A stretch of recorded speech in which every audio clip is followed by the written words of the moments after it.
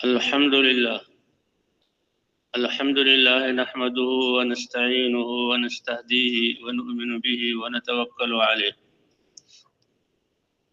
ونعوذ بالله من شرور أنفسنا ومن سيئات أعمالنا من يهده الله فلا مضل له ومن يضلله فلا هادي له ونشهد أن لا إله إلا الله وحده لا شريك له ونشهد أن سيدنا ومولانا محمدا عبده ورسوله صلى الله تعالى عليه وعلى آله وأصحابه وأتباعه وأمته وسلم تسليما كثيرا كثيرا أما بعد فأعوذ بالله من الشيطان الرجيم يا أيها الذين آمنوا كتب عليكم الصيام كما كتب على الذين من قبلكم لعلكم تتقون وقال تعالى يا أيها الذين آمنوا اتقوا الله حق تقاته ولا تموتن إلا وأنتم مسلمون واعتصموا بحبل الله جميعا ولا تفرقوا واذكروا نعمة الله عليكم إذ كنتم أعداء فألف بين قلوبكم فأصبحتم بنعمته إخوانا وكنتم على شفا حفرة من النار فأنقذكم منها كذلك يبين الله لكم آياته لعلكم تهتدون ولتكن منكم أمة يدعون إلى الخير ويأمرون بالمعروف وينهون عن المنكر وأولئك هم المفلحون وقال تعالى ومن أحسن قولا ممن دعا إلى الله وعمل صالحا وقال إنني من المسلمين صدق الله العظيم وقال رسول الله صلى الله عليه وسلم لا الفقر أخشى عليكم ولكن أخشى عليكم الدنيا أن تبسط عليكم كما بسطت على من كان قبلكم فتنافسوها كما تنافسوها فتهلككم كما أهلكتهم وقال النبي صلى الله عليه وسلم يقول الله سبحانه وتعالى في حديث قدسي كل عمل ابن آدم له إلا الصوم فإنه لي وأنا أجزي به وفي رواية وأنا أجزى به أو كما قال النبي صلی اللہ علیہ وسلم۔ میرے عزیز دوستوں اور بھائیو، اللہ نے اس کائنات میں اشرف المخلوقات انسان اور بنی آدم بنا کر ہمیں تھوڑے سے وقت کے لیے اس دنیا میں بھیجا ہے، اور جس انسان کی جتنی زندگی ہے، کہتے جب ماں کے پیٹ میں ہوتا ہے انسان، ماں کے پیٹ میں اس کی تکمیل ہوتی ہے، روح ڈالی جاتی ہے، تو اس کا رزق اور ہواؤں میں اس کے لیے آکسیجن، پانی میں جو قطرے اس کے حصے میں ہیں، وہ سب کچھ لکھ دیے جاتے ہیں۔ اور جیسے موت انسان کو تلاش کرتی ہے، ایسے رزق بھی تلاش کرتا ہے۔ اور جب موت آتی ہے تو فرشتہ کہتا ہے ہواؤں کے جھونکوں میں کوئی جھونکا تمہارے لیے نہیں باقی رہا تھا، پانی کے قطرے اور خزانے دیکھے اس میں کوئی قطرہ تمہارے لیے باقی نہیں تھا، اناج اور کھانے کا کوئی دانہ تمہارے لیے باقی نہیں تھا، یہ سب کچھ تمہارا پورا ہو گیا، اب چلو آخرت کی طرف جس کے لیے تمہیں بنایا گیا تھا اور بھیجا گیا تھا۔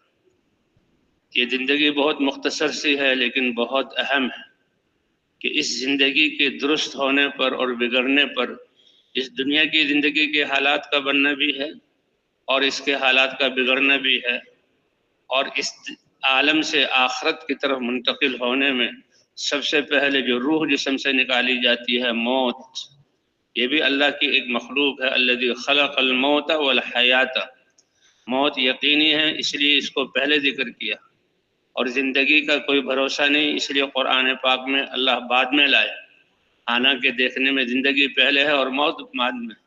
اللہ فرماتے ہیں تبارک الذی بیدہ الملک، بابرکت ہے وہ ذات جس کے قبضہ قدرت میں ساری کائنات کی بادشاہت ہے، کیوں نہ ہو، وہو علی کل شیء قدیر، اسی نے اپنی قدرت سے ساری کائنات کو بنایا ہے۔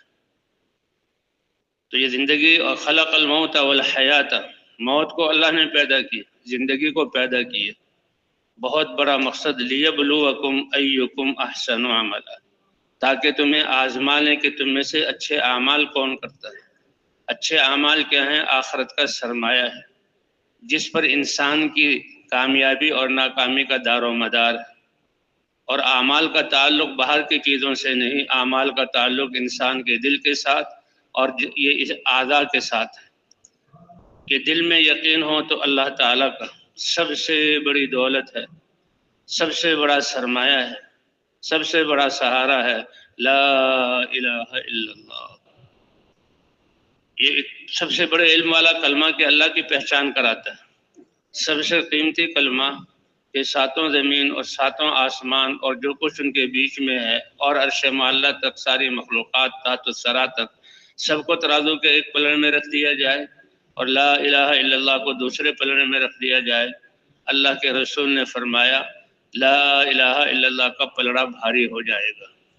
تو جس کو اللہ نے یہ نعمت دی ہے، اب کیا کمی ہے کہ جی ہمیں کاروبار کے لیے مارکیٹیں اور جو ہے بازار چاہیے، اور ذمہ داری کے لیے ہمیں کھیت چاہیے، رہنے کے لیے ہمیں جو ہے گھر اور محلات چاہیے۔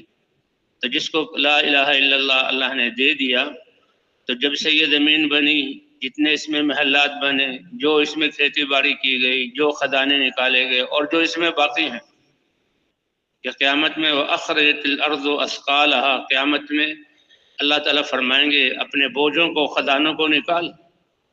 اب وہ خزانے جب ظاہر ہوں گے تو جنہوں نے دنیا میں اپنی صلاحیتیں لگائی ہوں گی وہ جو ہے انگلیاں جب کاٹیں گے اور کہیں گے یہ خزانے ہم سے کہاں رہ گئے تھے۔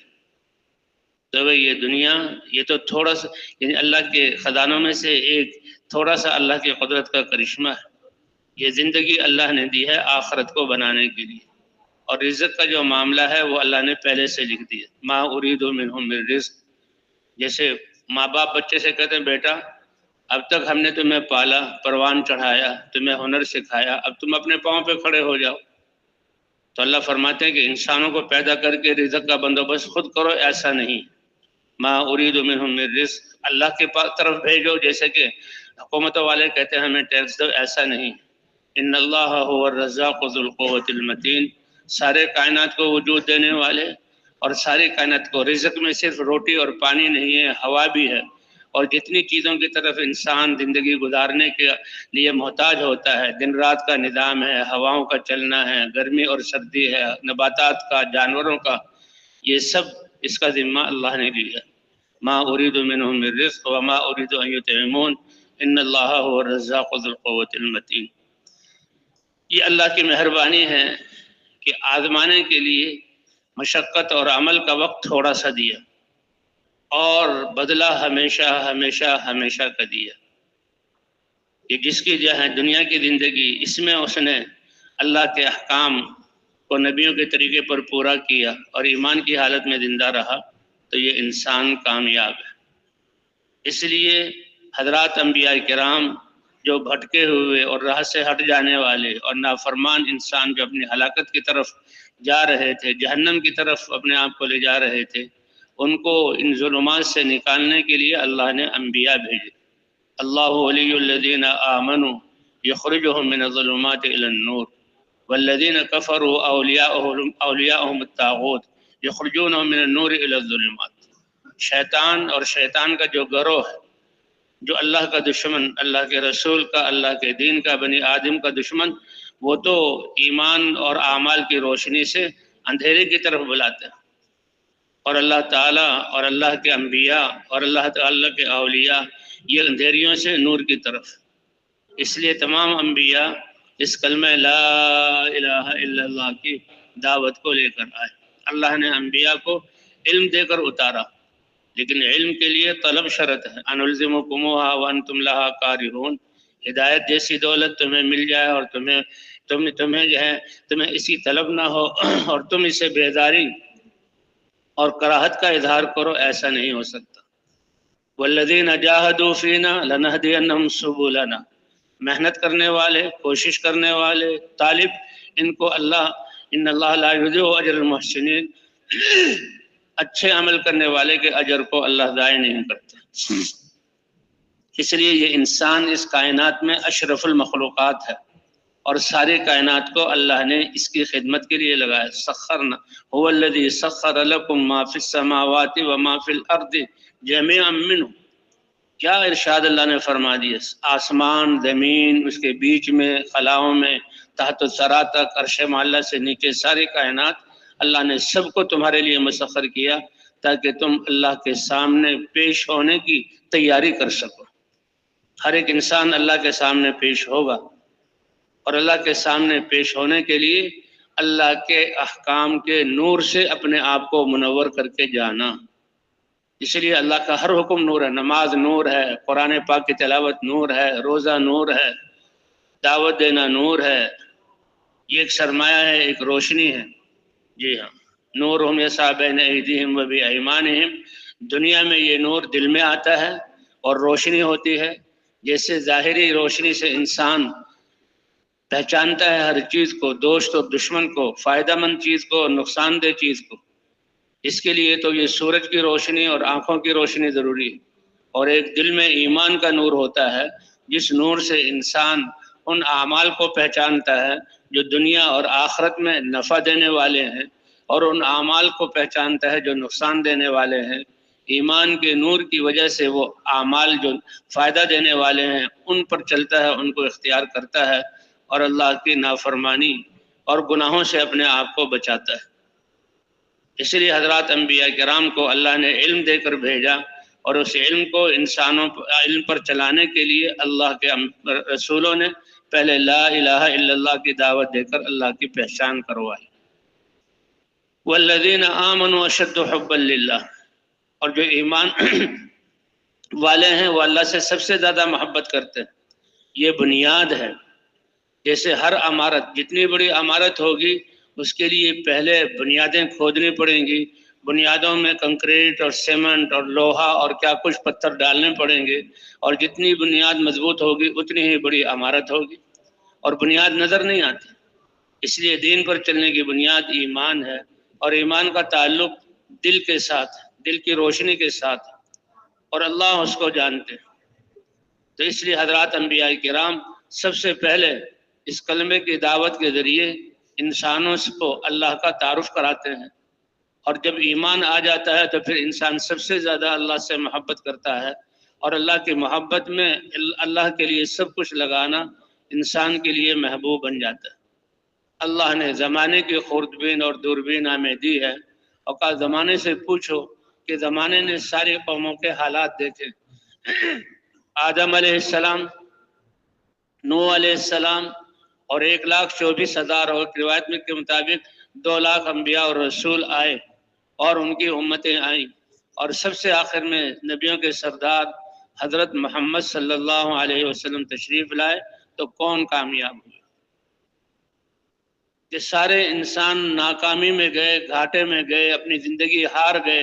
اللہ کی دی ہوئی نعمتوں سے جو فائدہ حاصل کرنا چاہیے تھا اس میں بازی ہار گئے۔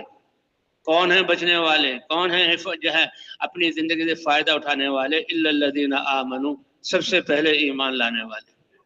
اور جب ایمان آ گیا تو دین پر چلنے کی استعداد، وعاملوا الصالحات، اور نیک اعمال کی۔ نیکیاں کیا ہیں؟ کہ اللہ نے یہ اعضاء دیے ہیں اور ہر عضو کے لیے حکم دیا۔ روح تو اللہ کا امر ہے جس سے سارے اعضاء یہ کام کر رہے ہیں۔ زبان نے بولنے کی طاقت، زبان میں اللہ نے بولنے کی طاقت دی۔ کیا بولنا ہے اور کس چیز سے روکنا ہے؟ کون سا بولنا اللہ کو، اللہ کے رسول کو پسند ہے، اور کون سا بولنا اللہ کو ناپسند ہے؟ کس چیز کو دیکھنا یہ جو ہے اللہ کو پسند ہے، اور کس چیز کو نہ دیکھنا یہ اللہ کو پسند، دیکھنا ناپسند ہے، اس سے اپنے آپ کو روکنا۔ اسی لیے فرمایا قسم ہے زمانے کی، سارے انسان ناکام ہیں اور زندگی ہارے ہوئے ہیں، سب سے پہلے ایمان لائے، اور ایمان لا کر وعاملوا الصالحات، نیک اعمال کیے، اللہ کے دیے ہوئے اعضاء کو اللہ کے دیے ہوئے حکموں کے مطابق استعمال کیا۔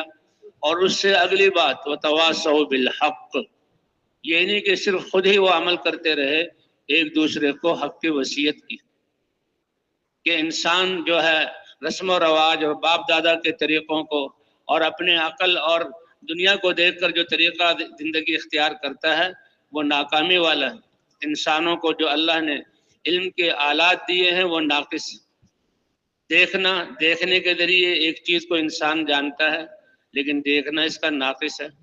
سامنے کی طرف نظر آتا ہے لیکن ایک حد تک، اس کے بعد نظر نہیں آتا۔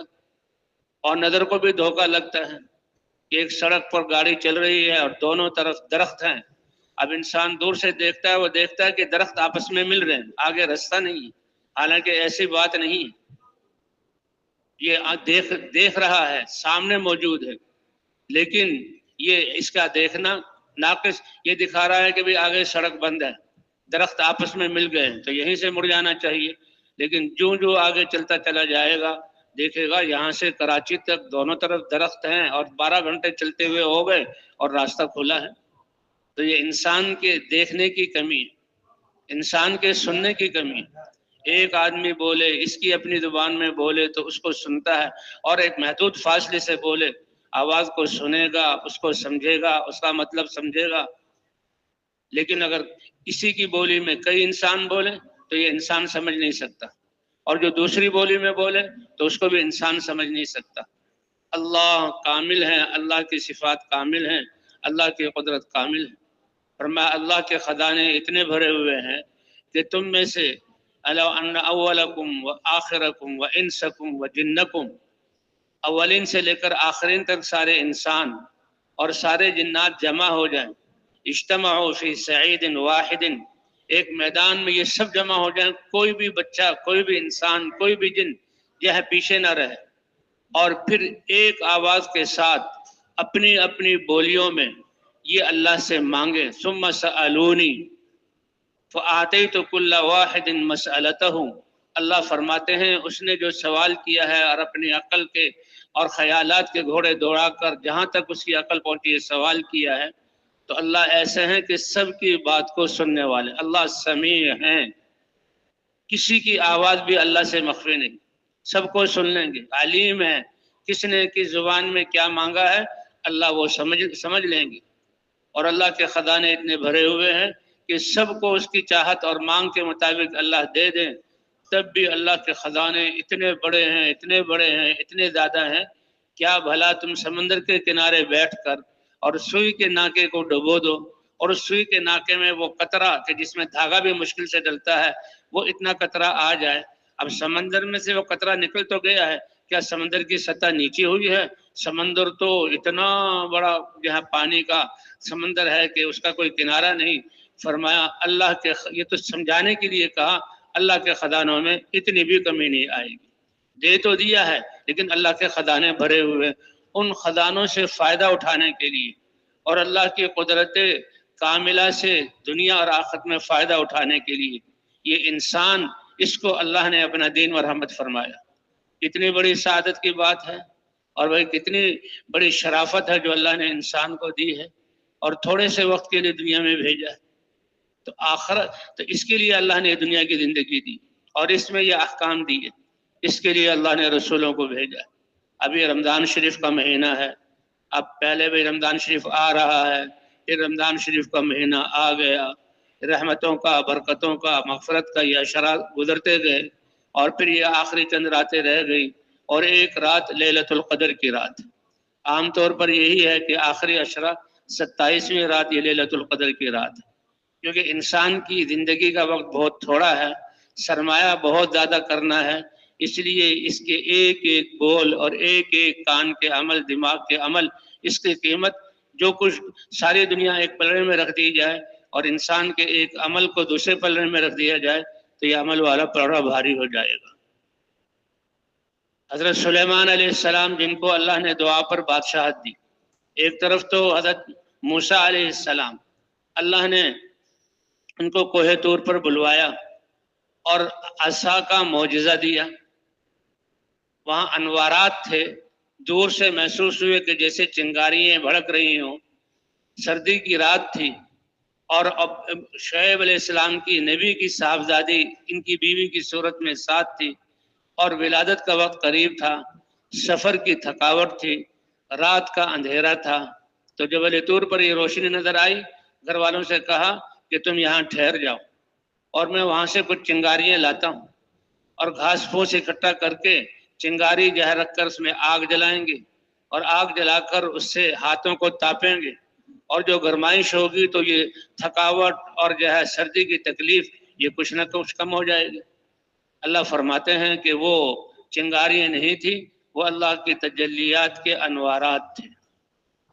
اور موسیٰ علیہ السلام جب وہاں جانے لگے فرمایا اخلا نعلیک، یہ سب سے پہلے اللہ کی آواز جو موسیٰ علیہ السلام نے سنی، تلک الرسل فضلنا بعضهم على بعض منهم من کلم اللہ ورفع بعضهم درجات، یہ اللہ کے رسول ہیں، رسالت اور نبوت میں سب برابر ہیں، لیکن بعض چیزوں میں، بعض صفات میں ہم نے بعضوں کو بعضوں پر فضیلت دی، جسے آدم شفیع اللہ ہیں، حضرت ابراہیم علیہ السلام خلیل اللہ ہیں، حضرت موسیٰ علیہ السلام کلیم اللہ ہیں، حضرت عیسیٰ علیہ السلام روح اللہ ہیں، اور ہمارے نبی حضرت محمد صلی اللہ علیہ وسلم حبیب اللہ اور سید الانبیاء ہیں۔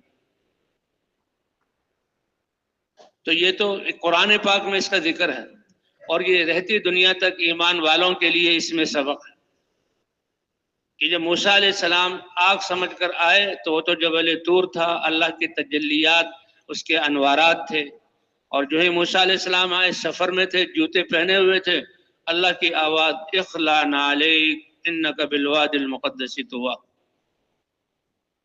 جو اللہ نے سمجھ گئے کہ یہ تو آواز میرے رب کی ہے، یہ تو کوئی چاروں طرف سے آ رہی ہے، اور اللہ فرما رہے ہیں وادی مقدس میں ہو کہ اللہ تم سے بات کر رہے ہیں، اللہ نے تمہیں بلایا ہے، جوتی اتار دو۔ اور اسی کی مثال ہماری مساجد ہے کہ انسان گھر سے وضو کر کے چلتا ہے، جوتی پہن کے چلتا ہے، راستے پر چلتا ہے، مٹی لگ جاتی ہے، لیکن جب اللہ کے گھر کا دروازہ آتا ہے جوتے اتار دو، بسم اللہ والصلاۃ والسلام علی رسول اللہ، اللہم افتح لی ابواب رحمتک، یہ کہہ کر انسان مسجد میں داخل ہوتا ہے۔ فرمایا یہ مساجد اللہ کا گھر ہے، اور مسجدوں میں آنے والے یہ اللہ کے مہمان ہیں۔ فطوبی لمن تطہر فی بیتی ثم زارنی، بشر المشائین فی الظلم بالنور التام یوم القیامہ، جو اکثر اندھیروں میں اللہ کے گھر کی طرف چلتے ہیں، وہاں جا کر اللہ کی عبادت کرتے ہیں، اللہ کو یاد کرتے ہیں، وہ اندھیروں میں بکثرت آنے والے ہیں، ان کے ساتھ کیا اے پیارے نبی میرے ایمان والے بندوں کو پورے نور کی خوشخبری سنا دو کہ قیامت کے دن یہ نور ان کے ساتھ ہوگا اور میدان محشر میں لے جائے گا۔ نورہم یسعی بین ایدیہم و بایمانہم، یہ نور چاروں طرف سے گھیر لے گا۔ کہتے یہ ایمان، کلمہ لا الہ الا اللہ اور اللہ کے سارے احکام، نماز، قرآن پاک کی تلاوت، ذکر، صدقہ اور روزے، یہ سب نور ہیں، اور یہ نور دل کے اندر آتا ہے، اور جتنا نور یہ زیادہ ہوتا رہتا ہے انسان کا یقین اعمال پر زیادہ بڑھتا رہتا ہے، اور انسان کا بھروسہ اللہ کی ذات پر بڑھتا رہتا ہے۔ وَمَن يَتَوَكَّلْ عَلَى اللَّهِ فَهُوَ حَسْبُهُ، پہلے تو فرمایا وَعَلَى اللَّهِ فَلْيَتَوَكَّلِ الْمُؤْمِنُونَ، ایمان والوں کو بھروسہ کس پر کرنا چاہیے؟ اور وَمَن يَتَوَكَّلْ عَلَى اللَّهِ فَهُوَ حَسْبُهُ، جو اللہ پر بھروسہ کرے گا اللہ اس کی کفایت فرمائیں گے۔ اسی لیے ایک حدیث میں فرمایا لو انکم تتوکلون علی اللہ حق توکلہ لرزقکم کما یرزق الطیر، اگر تم اللہ پر جیسے بھروسہ کرنے کا حق ہے کہ پالنے والے، سارے نظام کو چلانے والے وہ اللہ ہیں، ساری کائنات اللہ کے قبضہ قدرت میں ہے، ما شاء اللہ کان، جو اللہ چاہیں گے وہ ہوگا، وما لم یشاء لم یکن، اور جو اللہ نہیں چاہیں گے سارے کائنات مل کر اس کو وجود نہیں دے سکتی۔ تو اس لیے فرمایا بھروسہ کرنے والے اللہ پر بھروسہ کریں، اگر تم بھروسہ کرو اللہ پر جیسے بھروسہ کرنے کا حق ہے، اللہ تعالیٰ ایسے سہولت اور عافیت سے اور بغیر اسباب کے تمہیں رزق دیں گے جیسے اللہ اپنے ان پرندوں کو رزق دیتا ہے۔ چھوٹی چھوٹی چڑیاں، یہ بلبلے اور بیا کے پرندے، اور یہ فاختائیں، اور یہ کبوتر، اور یہ ہے چیلیں، کتنے جانور ہیں کہ ان کی نہ کوئی دکان ہے، نہ کوئی دفاتر ہیں، نہ کوئی ان کے کھیت ہیں، خالی پوٹے یہ صبح نکلتے ہیں اور پھرتے ہیں، پھر اللہ ان کو رزق مہیا کرتے ہیں، اور شام کو یہ پوٹے بھرے ہوئے واپس آتے ہیں۔ ہاں، لو انکم تتوکلون علی اللہ حق توکلہ لرزقکم کما یرزق الطیر تغدو خماسا، صبح خالی پوٹے نکلتے ہیں، وترجو بطانا، شام کو آتے ہیں اور پیٹ ان کے بھرے ہوتے ہیں، کیونکہ رزق دینے والی ذات کس کی ہے؟ اللہ کی ہے۔ وما من دابة في الأرض إلا على الله رزقها وما خلقت الجن والإنس إلا ليعبدون، اے انسان تھوڑی سی وقت کے لیے اللہ کی عبادت کے لیے تمہیں پیدا کیا، اللہ کی عبادت سب سے بڑا اعزاز ہے اور تاج ہے جو تمہارے سر پر رکھا، اور جو اللہ کی عبادت کرے گا تو اس کو رزق کون دے گا، پالے گا کون؟ اللہ۔ اسی لیے سب سے پہلی آیت الحمدللہ رب العالمین، کوئی تعریف کرے نہ کرے، تعریف کرنے والے کا خود فائدہ، ساری کی ساری تعریفیں اللہ کے لیے ہیں۔ کون؟ اللہ رب العالمین، جو سارے عالموں کے رب ہے، آسمانوں کا عالم، زمین کا عالم، ہواؤں کا عالم، نباتات کا عالم، جمادات کا عالم، سمندروں کا عالم، اور جانوروں میں کتنے عالم ہیں۔ کوئی جانور ایسے ہیں جو فضاؤں میں اڑتے ہیں، جو جانور ایسے ہیں جو سمندروں میں رہتے ہیں، جو جانور ایسے ہیں جو بلوں میں رہتے ہیں، کتنے جانور ایسے ہیں جو جنگلوں میں رہتے ہیں۔ تو سب کا وجود دینے والے اور وجود دے کر اس کو جو ہے تو اس کی تربیت کرنے والے، رزق پہنچانے والے، کمال تک پہنچانے والے۔ کہ موسیٰ علیہ السلام، یہ جو واقعہ بیان ہو رہا ہے کہ اللہ نے، وہ تو انوارات تھے، سمجھے کہ یہ چنگاریاں ہیں، آئے تو اللہ نے فرمایا اخلا نعلیک، جوتی اتار دو، انک بالوادی المقدس طویٰ، کیونکہ اللہ تعالیٰ تم سے بات کر رہے ہیں، اس لیے پاکیزہ وادی۔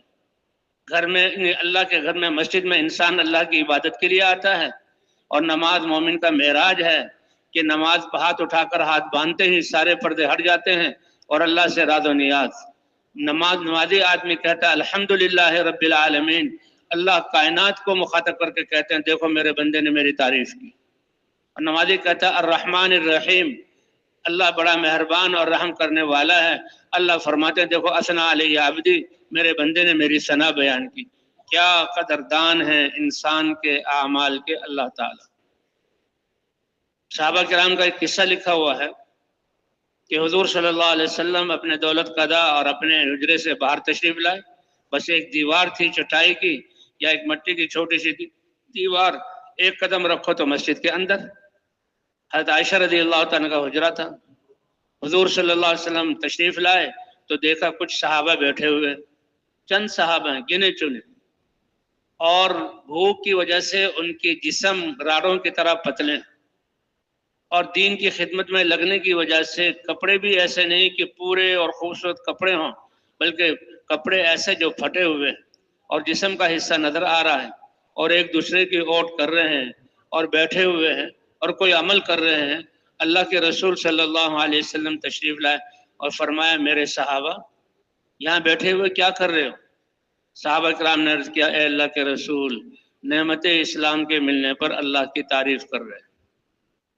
دیکھو ہم تبلیغ میں نکلے ہیں، ہمیں بتایا کہ بھئی دعوت کیسے دینی ہے، مجمع کو کیا کہنا ہے، تو سب سے پہلے الحمدللہ الذی ہدانا للاسلام، تمام تعریفیں اللہ کے لیے ہیں جس نے ہمیں اسلام جیسا طریقہ زندگی نبی کے ذریعے اور قرآن کے ذریعے ہمیں عطا کی۔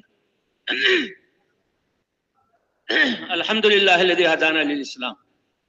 تو اللہ ایسے قدردان ہے کہ صحابہ کہہ رہے تھے کہ ہم تو نعمت اسلام کے ملنے پر اللہ کا شکر ادا کر رہے ہیں اور اللہ کی پاکیزگی اور اللہ کی بزرگی کو بیان کر رہے ہیں۔ اللہ کے رسول صلی اللہ علیہ وسلم نے اللہ کا واسطہ دیا۔ واسطہ دینے کا کیا مطلب؟ قسم، اللہ ما اجلسکم الا ھذا، اے میرے صحابہ اللہ کا واسطہ دیتا ہوں کیا اسی لیے چیز نے تمہیں بٹھایا ہے؟ صحابہ کرام بڑے صاف دل والے تھے، انہوں نے بھی عرض کیا اللہ ما اجلسنا الا ھذا، صرف اسی لیے بیٹھے۔ حضور صلی اللہ علیہ وسلم نے فرمایا دیکھو میں اللہ کا رسول ہوں اور میرا دل سب سے صاف اور پاک ہے، سب سے پاکیزہ دل تو حضور صلی اللہ علیہ وسلم کا، تمہارے بارے میں کوئی بدگمانی نہیں کہ تم خلاف واقع بات کرو گے، لیکن یہ ضرور ہے کہ تم اس واقعے کو اہمیت نہ دو، تو کچھ بتا دیا کچھ نہ بتایا، کیونکہ وقت تھوڑا ہے، اس لیے میں نے اللہ کو گواہ بنایا، اللہ کی قسم کھلائی، اسی لیے بیٹھے ہو تو سنو تمہارا یہ عمل جو اتنا آسان اور اتنا مختصر ہے، اتنا بڑا ہے کہ اللہ نے جبرائیل علیہ السلام کو میرے پاس بھیجا ہے، اور جبرائیل علیہ السلام نے مجھے بتایا ہے اے خاتم الانبیاء، اے اللہ کے حبیب، اے سید الکونین، اے سرور کائنات، اللہ تعالیٰ آپ کے ان صحابہ کے جو عمل وہ کر رہے ہیں اس پر فرشتوں پر فخر فرما رہے ہیں، فرشتوں پر فخر، اللہ فخر فرما رہے ہیں، اے اللہ آپ اتنے قدردان بندوں کے عمل کے اس لیے بھائی اصل تو اللہ کے لیے عمل کرنا. اللہ تعالیٰ نے ہمیں یہ زندگی دی اور زندگی میں یہ دین دیا، زندگی گزارنے کا طریقہ جو اللہ کے احکام سے پر ہے، بھرا ہوا ہے. کسی لمحے بھی، کسی جگہ پر بھی، کسی حال میں بھی انسان ایسا نہیں ہے کہ یہ کمائی نہ کر سکے اور کوئی عمل نہ کر سکے. اگر کوئی نماز ہے اس کا بھی وقت ہے، روزہ ہے اس کا بھی وقت ہے، لیکن اللہ کا ذکر، یہ ذکر اللہ کا ذکر کہ تم مجھے یاد رکھو میں تمہیں یاد رکھوں گا، یہ تو انسان ہر وقت اللہ کا ذکر کر سکتا ہے. کہتے اللہ کا ذکر کرو، صبح اور شام کرو، اور اللہ کا ذکر کرو جس کی کوئی انتہا نہیں، بہت زیادہ اللہ کا ذکر کرو. تو کمائی کے لیے اللہ نے یہ تھوڑا سا وقت دیا. اے اللہ کے رسول، ہم تو نعمت اسلام کے ملنے پر اللہ کی حمد بیان کر رہے تھے، اللہ کی تسبیح اور تقدیس بیان کر رہے تھے. تو فرمایا سن لو، جبرائیل علیہ السلام نے مجھے بتایا کہ اللہ آسمانوں پر تمہارے اس عمل کی وجہ سے فرشتوں پر فخر فرما رہے ہیں. اے فرشتوں، تم ہو جس نے میرے انسانوں کے بارے میں جب میں نے انسان کو بنانے کا ارادہ کیا کہ کس کو بنائیں، یا جو دنیا میں یسفک الدماء، یہ دنیا میں جو ہے فساد برپا کرے گا اور خون ریزی کرے گا، یہ دیکھو میرے بندے کیا عمل کر رہے ہیں. فرشتوں نے اپنے آپ کو پیش کیا تھا. نحن نسبح بحمدک ونقدس لک، اے اللہ ہم آپ کی بزرگی اور پاکی بیان کر رہے ہیں. تو اس میں اشارہ تھا کہ یہ خلافت اللہ تعالیٰ آسمانوں میں یہ فرشتوں کو دے دی جائے. اللہ نے فرمایا نہیں، خلافت زمین میں دوں گا، اور خلافت کی استعداد انسان میں رکھی. فرشتے تو نور سے بنے ہوئے، اور فرشتوں میں تو شر کا مادہ ہے ہی نہیں. اللہ نے اس انسان میں دونوں مادے رکھے ہیں اور نفس بھی رکھا ہے، پھر یہ شیطان بھی اس کا دشمن ہے. اس کے بیچ میں سے انسان اللہ پر ایمان لا کر، اللہ پر یقین کر کے، اللہ کی ذات پر یقین کر کے، یہ انسان ایمان کی حالت میں پھر اپنے آپ کو اللہ کے حکم کا تابع کرے. تو اللہ ایسے قدردان ہے. اللہ نے انسانوں کی ہمدردی کے لیے انبیاء کو علم دے کر بھیجا، انسانوں کے لیے اپنے احکام کا مجموعہ علم، اور اس علم کو دینے کے لیے پہلے حضرات انبیاء کرام نے لا الہ الا اللہ کی دعوت کے ذریعے سے اللہ کا تعارف کروایا. کیونکہ یہ کلمہ اتنا بڑا ہے کہ اللہ کی پہچان کروانے والا سب سے بڑے علم والا کلمہ ہے، کلمہ لا الہ الا اللہ. کائنات کی سب سے بڑی گواہی ہے لا الہ الا اللہ کی گواہی. کائنات کو ساری کو ترازو کے ایک پلڑے میں رکھ دیا جائے اور لا الہ الا اللہ کو دوسرے پلڑے میں رکھ دیا جائے تو لا الہ الا اللہ کا پلڑا بھاری ہو جائے گا. اور اسی ایمان کی وجہ سے انسان کی جو ہے عمل کی قیمت وہ عمل اور نیکی بنتا ہے. جو اللہ پر ایمان نہیں رکھتا، آخرت پہ ایمان نہیں رکھتا، وہ بھی سچ بولتے ہیں، وہ بھی لوگوں سے اچھا معاملہ کرتے ہیں، وہ بھی اپنے ہاتھ سے لین دین کرتے ہیں، کچھ دیتے ہیں کچھ لیتے ہیں، وہ بھی پاؤں سے چلتے ہیں، لیکن ان کے ان اعمال کی کوئی قیمت نہیں، بس دنیا کے اعتبار سے اس کی قیمت لگتی ہے، اور دنیا میں سے کچھ اللہ ان کو دے دیتے ہیں. نہ اللہ پر ایمان ہے نہ آخرت پر، اس لیے اللہ فرماتے ہیں آخرت میں ان کا کوئی حصہ نہیں، کہ دنیا ہی ان کی مطلوب ہے، اور دنیا ہی کے لیے اللہ کی دی ہوئی صلاحیتیں لگا رہے ہیں اور ضائع کر رہے ہیں. قل هل ننبئکم بالاخسرین اعمالا، یہ ہیں سب سے زیادہ اپنی زندگی اور اللہ کی دی ہوئی نعمتیں اور اعضاء کی بازی ہارنے والے.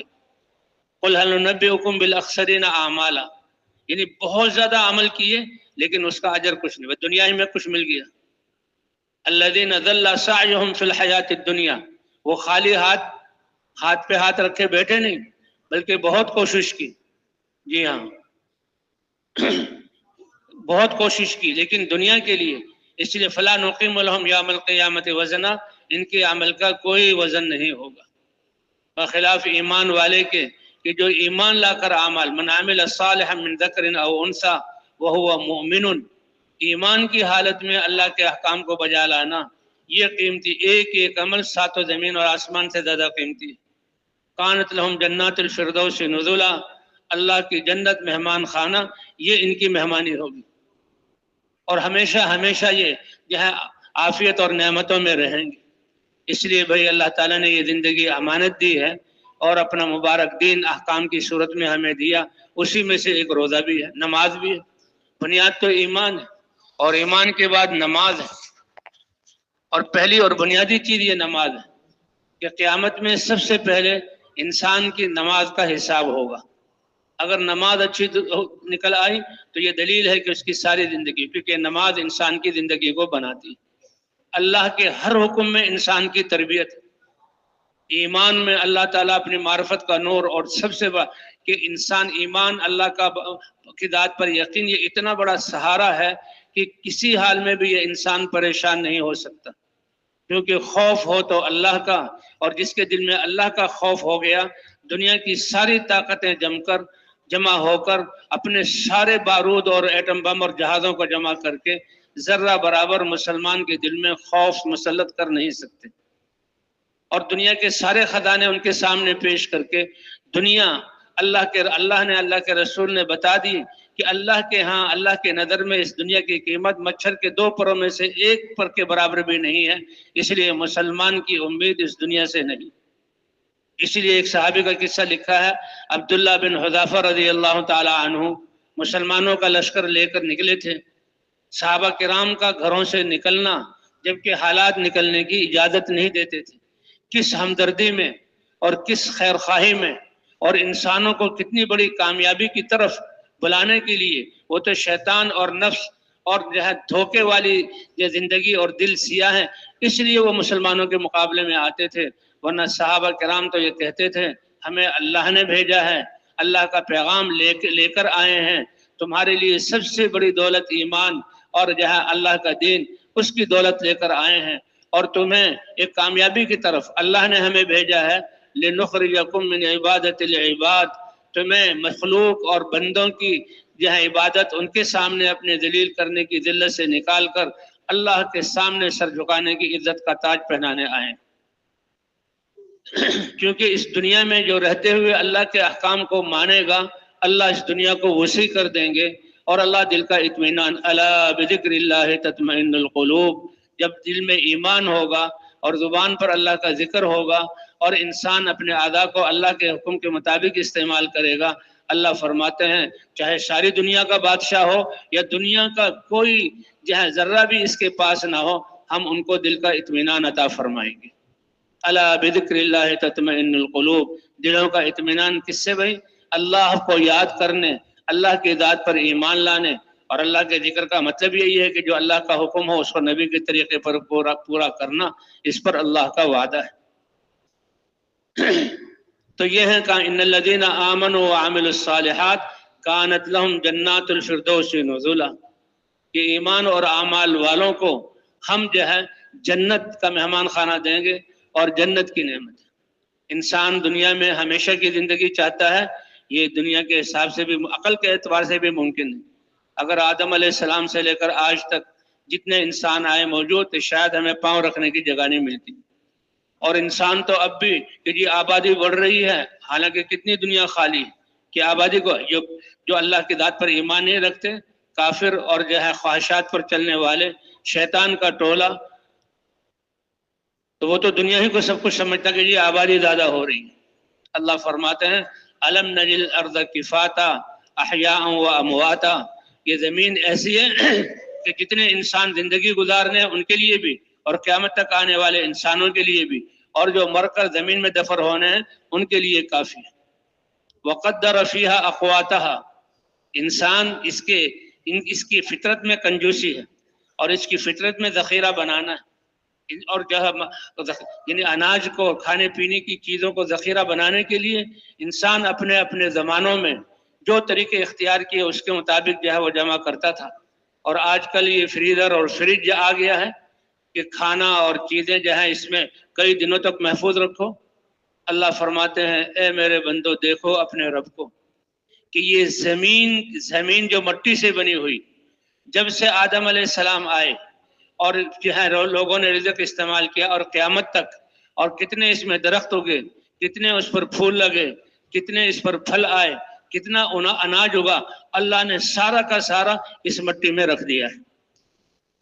دیکھنے میں بے رنگ زمین، رنگ بھی کوئی نہیں، مٹیالہ سا ہے، بو بھی اس میں کوئی نہیں، ذائقہ بھی کوئی نہیں.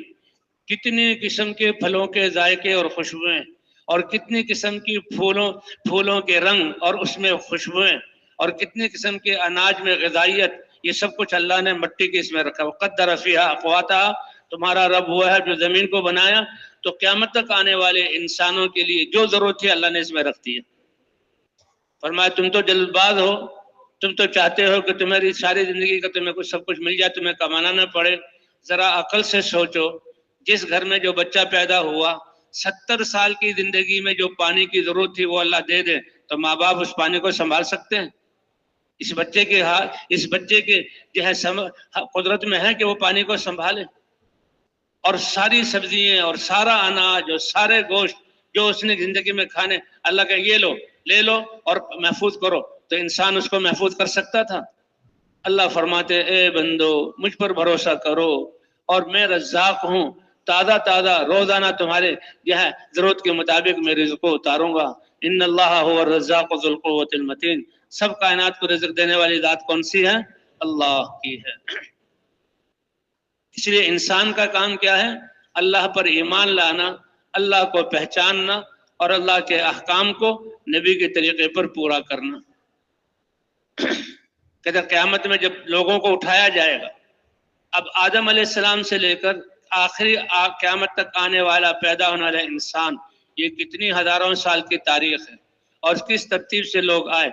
आने में तो तरतीब है लेकिन जाने में कोई तरतीब नहीं। दादा अपने पोते को अपने हाथों से दफन करता है, बाप अपने जवान बेटे को दफन करता है, बाद में आया और पहले चला गया। तो आने की तो तरतीब है, जाने की तरतीब नहीं। लेकिन अल्लाह ताला क्योंकि इसको अल्लाह ने इम्तिहान के लिए पैदा किया है, इसलिए क़यामत का रोज़ यौम महशर और यौमुल हिसाब, क़यामत का पहला दिन कि जिसके बाद कामयाबी और नाकामी का फैसला होगा, यौमिन काना मिक़दारुहु 50 अल्फ़ सना, वो 50,000 साल का एक दिन होगा। 50,000 साल का एक दिन होगा। मा मिनकुम मिन अहदिन इल्ला सयुकल्लिमुहु रब्बुहु लैसा बैनहु व बैनहु तर्जुमान। ए इब्ने आदम खलक़तुक व खव्वलतुक व अनअमतु अलैक, मैंने तुम्हें पैदा किया, मैंने नेमतों की बारिश की और मेरे नबियों ने बताया कि आखिरत के लिए अपने लिए कुछ सरमाया ले जाओ। बताओ तुम अपने लिए क्या करके आए हो? बताओ तुम अपने लिए क्या करके लेकर आए हो? तो जो खाली हाथ होंगे वो दाएं बाएं देखेंगे और वो जो वहाँ अफसोस करेंगे कि हाय हम तो कुछ भी तैयारी करके नहीं आए। गुनाहों को देखेगा। लेकिन अगर ईमान है और ला इलाहा इल्लल्लाह है, अल्लाह अपनी रहमत का इजहार फरमाएंगे कि वो देखेगा गुनाहों के दफ्तर है, नाम अमाल गुनाहों से ख्वाहिशात से भरे हुए, वो कहेगा मैं हलाक हो गया। अल्लाह फरमाएंगे नहीं, जाओ नाम अमाल में तुलवाओ। उसके पास एक पुर्जा होगा और उस पर ला इलाहा इल्लल्लाह लिखा होगा। इसको एक पलड़े में रखा जाएगा और गुनाहों को दूसरे पलड़े में, और अल्लाह की रहमत को जोश आएगा तो कलमे वाला पलड़ा भारी हो जाएगा और अल्लाह उसकी मग़फ़िरत फरमा देंगे। कहते हैं वो जहन्नम कि सारे दुनिया के पहाड़ों को पत्थरों को जमा कर लिया जाए, उसके स्टील लोहे को धातों को जमा कर लिया जाए और जहन्नम की एक चिंगारी उसके ऊपर रखी जाए, वो इतनी तेज होगी आग उसमें कि वो पहाड़ों को जलाकर राख कर देगी। और जहन्नम के खोलता हुआ पानी जो जहन्नमियों को पिलाया जाएगा, अल्लाह हमारी हिफाजत फरमाए, उसका एक कतरा समंदर में डाल दे, उसकी हीट इतनी होगी समंदर उबलने लग जाए। फरमाए सबसे कम अजाब उस जो है नाफरमान को होगा कि जिसको सिर्फ जहन्नम की आग की जूतियां पहनाई जाएंगी। ये सबसे कम अजाब। और वो जूतियों की तपिश ऐसी होगी कि यहाँ दिमाग खोलेगा उस आग की गर्मी की वजह से, और वो कहेगा कि सबसे ज्यादा अजाब मुझे दिया जा रहा। इसलिए भाई अल्लाह ने अपने अंबिया किराम भेजे। अंबिया किराम ने इंजार, डराना, क्या मतलब कि तुम मुसाफिर हो, आखिरत के लिए पैदा किए गए हो, आखिरत की तरफ तुम्हारा रुख है, हर कदम आखिरत की तरफ है। अब से लेकर जन्नत में जाने तक जितने मराहिल हैं उसके जो खतरात हैं नबियों ने वो सारे बता दिए। डराना, डराने का उर्दू का लफ्ज है और डराने में इससे इंसान को जरा नफरत सी होती है, लेकिन नहीं, अल्लाह की तरफ से डराना, अल्लाह के रसूल की तरफ से डराना और अल्लाह के नेक बंदों का लोगों को डराना। क्या मतलब कि जिस रास्ते पर तुम चल रहे हो उसके खतरात से मुतनब्बे कर देना ताकि पूरी तैयारी करके तुम जाओ। तो ये तो हमदर्दी की बात है। हाँ, انبیاء کرام کا جو ہے بشیر بن کر آنا، نذیر بن کر آنا، بشارت دینے والا اور خطرات سے آگاہ کرنے والا، یہ دونوں فائدے کی چیز ہے، اور یہ دونوں ایسی چیزیں ہیں کہ حضرات انبیاء کرام کی طرف دل کھینچے۔ حضور صلی اللہ علیہ وسلم کو وما ارسلناک الا کافۃ للناس بشیرا ونذیرا، کہ اے نبی ہم نے احکام پر بشارت دینے والا اپنے بندوں کو، اور جس راستے پر یہ آ رہے ہیں اس کے خطرات سے دیکھو روح نکلے گی، اور نیک لوگوں کی روح کیسے جو ہے سعادت سے اور عزت سے نکلے گی، اور برے لوگوں کی روح کو کیسے نکالا جائے گا، تو یہ بتلانا۔ قبر میں رکھا جائے گا، فرمایا قبر کو مٹی کا ڈھیر مت سمجھو، یا جنت کے باغوں میں سے ایک باغ ہے، یا جہنم کے گڑھوں میں سے ایک گڑھا ہے۔ اور پھر سارے انسانوں کو جو ہے پیدا کیا جائے گا، آدم علیہ السلام سے لے کر آخری آنے والا انسان، جبکہ قیامت کے قریب سلسلہ ولادت بند کر دیں گے اللہ تعالیٰ، کیونکہ بچوں پر قیامت کا دھماکہ نہیں کریں گے، اور ایمان وال کہتے ایک ہوا چلے گی شام سے یا یمن سے، اور وہ ریشم سے بھی زیادہ نرم، یہ اس ہوا کی جو ہے خوبصورتی اور لبھانے والا جو ہے صفت یہ اللہ کے رسول نے بیان کی، ایمان والوں کے پاس سے گزرے گی اور ان کی روحیں آرام سے نکلتی چلی جائیں گی، کیونکہ ایک ایمان والے کے ہوتے ہوئے بھی اللہ قیامت کا کھڑا اور قیامت کا دھماکہ نہیں کریں گے۔ بچوں کی ولادت بھی بند اور ایمان والے بھی چلے گئے، اور ایسے جانوروں کی زندگی گزارنے والے، خواہشات پر چلنے والے، اور کوئی اللہ کا نام لینے والا نہیں رہے گا۔ اللہ جو ہے جو اسرافیل ہیں جن کے پاس صاحب السور، ان سے کہیں گے اب سور میں پھونک مار دو، کہ وہ فرشتہ جب سے اللہ نے اس کو پیدا کیا، ایک بگل اور سینگ کی صورت جسے سور کہتے ہیں منہ میں دیا ہوا ہے، اور وہ انتظار کر رہا ہے کہ کب دنیا سے ایمان والے چلے جائیں اور اللہ کا نام بھی چلا جائے اور اللہ حکم دے اور وہ اس میں پھونک ماریں، اور اس کے پھونک مارنے کی شروع میں تو وہ ساز کی آواز ہوگی، پھر انسانوں کے کلیجے پھٹیں گے، اوندھے منہ گریں گے، سمندر میں آگ لگے گی، اور اس پھونک کی جو ہے طاقت اتنی ہوگی پہاڑ بھی روئی کے گالوں کی طرح پھر کر جو ہے بن کر فضا میں کالعہن المنفوش دھنی ہوئی روئی کی طرف جو ہے آ جائیں گے، اور سمندر میں آگ لگ کر سمندر ختم، زمین کے ٹکڑے ٹکڑے ہو کر ختم ہو جائے گی۔ یہ نہیں کہ میٹیریل باقی رہے گا، ختم ہی کر دیں گے۔ دیکھو ایٹم بم کہتے ہیں کہ ایک ذرے کو ختم کرنے کے لیے بارود کا اتنا دھماکہ جو لاکھوں انسانوں کی روحوں کو نکال دے، تو وہ دھماکہ جو ساری کائنات کو فنا کر دے، ختم کر دے، جتنا بڑا دھماکہ ہوگا، اللہ اس کی سختی سے ہمیں بچائے۔ ہاں، حضور صلی اللہ علیہ وسلم نے فرمایا میں دنیا کی زندگی کو خوشگوار بنانے کی کیسے کوشش کروں؟ اللہ نے یہ دنیا آسائشوں کے لیے بنائی نہیں، اس لیے فرمایا بے وقوف ہے وہ انسان، اللہ کی دی ہوئی انسانی عظمت کا تاج اور اللہ کے دیے ہوئے یہ اعضاء کی صلاحیتیں کہ ہر ایک کے ساتھ اللہ، دیکھنے کے ساتھ اللہ کا حکم، بولنے کے ساتھ اللہ کا حکم، سننے کے ساتھ اللہ کا حکم، دماغ کی سوچ کے ساتھ اللہ کا حکم، ہاتھ سے لین دین کے ساتھ اللہ کا حکم، اور پاؤں سے مسافتیں طے کرنے کے ساتھ اللہ کا حکم۔ کوئی بھی ایسا عضو نہیں ہے کہ جس کے ساتھ اللہ کا حکم نہ ہو، اور اللہ کا ایک حکم ایک طرف اور ساتوں زمین اور آسمان کے خزانے ایک طرف۔ اس لیے حضور صلی اللہ علیہ وسلم نے فرمایا ایمان والے کا معاملہ قابل رشک ہے اور قابل تعجب ہے، اس کے بالغ ہونے سے لے کر اور موت کے آنے تک زندگی کا کوئی لمحہ اور کوئی حال فائدے سے خالی ہے ہی نہیں، یہ کمائی ہی کمائی ہے، حتیٰ کہ اس کا سونا بھی عبادت ہے۔ جب آتا ہے باوضو سوئے اور آیات پڑھ کے سوئے، اور فجر کی عشاء کی نماز جماعت کے ساتھ پڑھ کے سوئے، تہجد نہ پڑھے اور پھر فجر میں اٹھ جائے اور وضو کر کے فجر کی نماز جماعت کے ساتھ پڑھ لے، تو رات کو تو یہ سویا ہے، اور ان اعمال کی وجہ سے اللہ تعالیٰ اس کی رات کا ثواب بھی جیسے اس نے کھڑے ہو کر عبادت میں رات گزاری ہے، یہ اللہ کی مہربانی ہے۔ اسی لیے بھائی رمضان شریف کا مہینہ آ رہا تھا اور اب رمضان کو الوداع کہا جا رہا ہے، الوداع اے رمضان۔ یہ روزہ جو ہے کتنا بڑا حکم تھا جو اللہ نے دیا، ایسے ہی اللہ کے سارے نماز ہے، روزہ ہے، زکوٰۃ ادا کرنا ہے، حج کرنا ہے، یہ 5 بنیادیں، پھر ایمان اس کی بنیاد، کہ ایمان بنیادی چیز ہے، کہ ایمان من عمل صالحا من ذکر او انثی وهو مؤمن، ایمان کی حالت میں اس کا عمل عمل شمار ہوتا ہے، کیونکہ اللہ پر ایمان اور آخرت کے لیے عمل کر رہا ہے۔ کافر نہ اللہ کو مانتا ہے اور نہ جو ہے وہ آخرت کو مانتا ہے، تو کیا واسطہ اللہ کی رحمت کے ساتھ اس کا؟ دنیا میں تو اس کی رحمت ہوگی کہ ان کو بھی اللہ رزق دیں گے، زندگی پوری کریں گے، لیکن آخرت میں رحمت کا حقدار صرف ایمان والے ہوں گے۔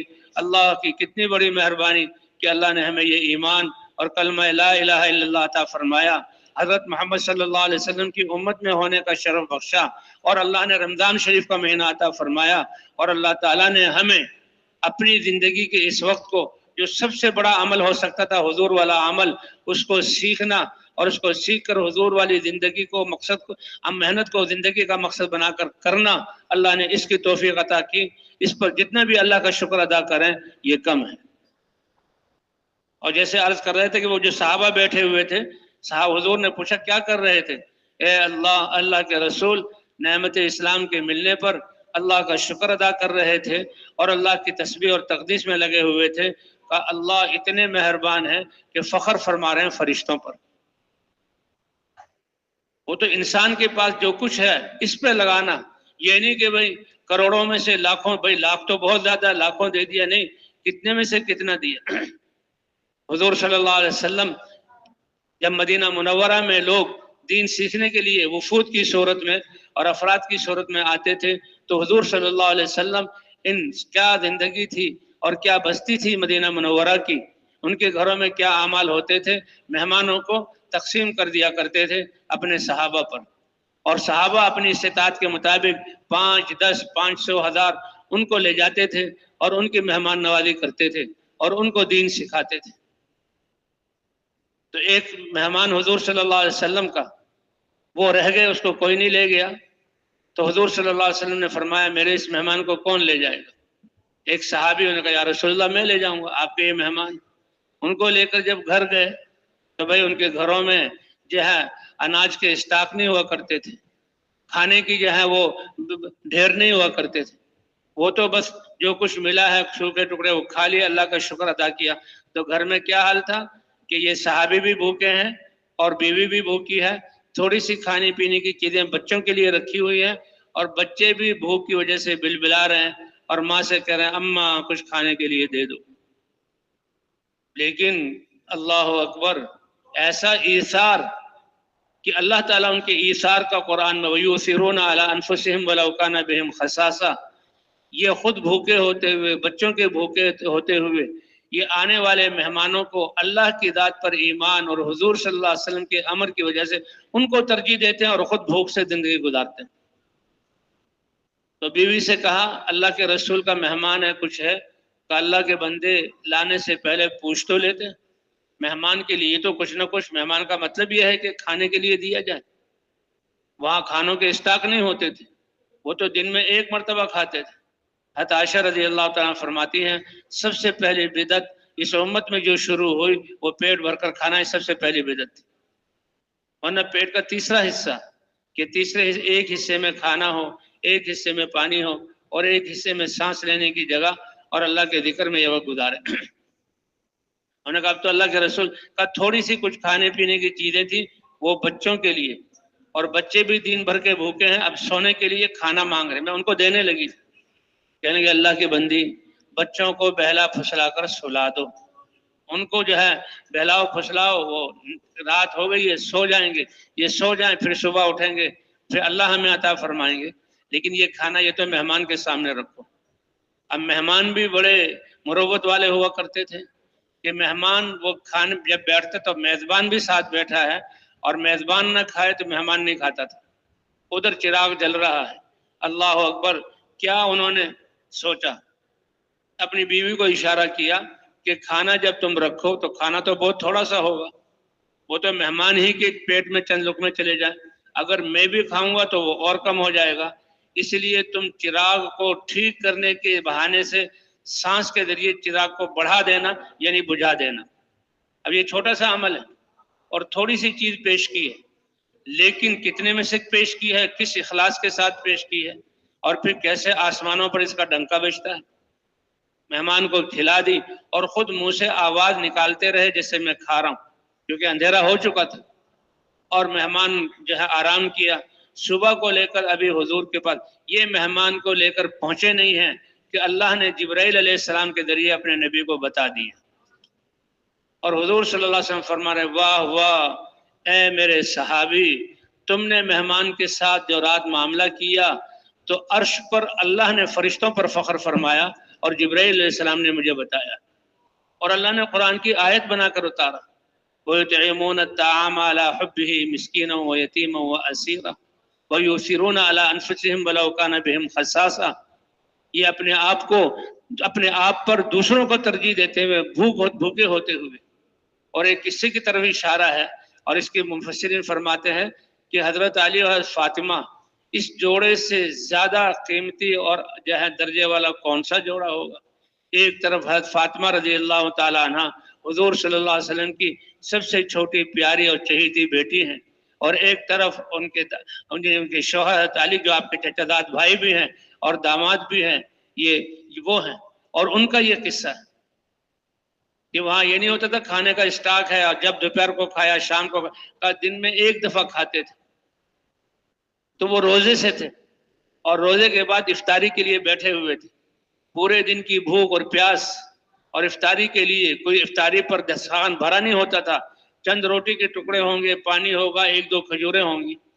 اتنے میں جو ہے ایک آواز آئی باہر سے، مسکین ہوں، اللہ کے واسطے اس گھر والوں سے میں سوال کرتا ہوں۔ حضرت علی رضی اللہ عنہ نے فرمایا اے فاطمہ، اللہ کے نام پر سوال کرنے والا مسکین یہ لے لو اور یہ اس مسکین کو کھانا دے دو، ہم لوگ پانی سے افطار کر لیں گے۔ پھر اگلے دن دوسری دفعہ روزہ رکھا، اور روزہ رکھ کر یہی افطار کی کیفیت۔ اب جب افطار میں کچھ نہیں تو سحری میں کیا کچھ کھاتے ہوں گے؟ بس چند کھجوریں یا کوئی روٹی کا ٹکڑا یا پانی پی لیا۔ تو وہ ابھی افطار کے لیے بیٹھے تھے کہ ایک دروازے سے آواز آئی کہ یتیم ہوں، بے سہارا ہوں، اور اس گھر پر دستک دی ہے۔ حضرت علی نے فرمایا اے فاطمہ، یہ کھانا تم یتیم کو دے دو۔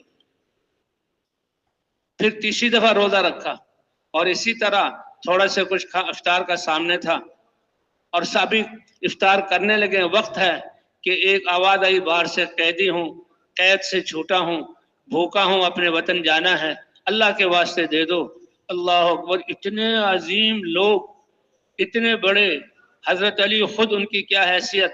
حضور نے فرمایا علی، کیا تم اس بات پر راضی نہیں ہو کہ قیامت میں تمہاری جنت کا مقام میری جنت کے آمنے سامنے ہوگا؟ اتنا بڑا، تو قیدی کو دے دیا۔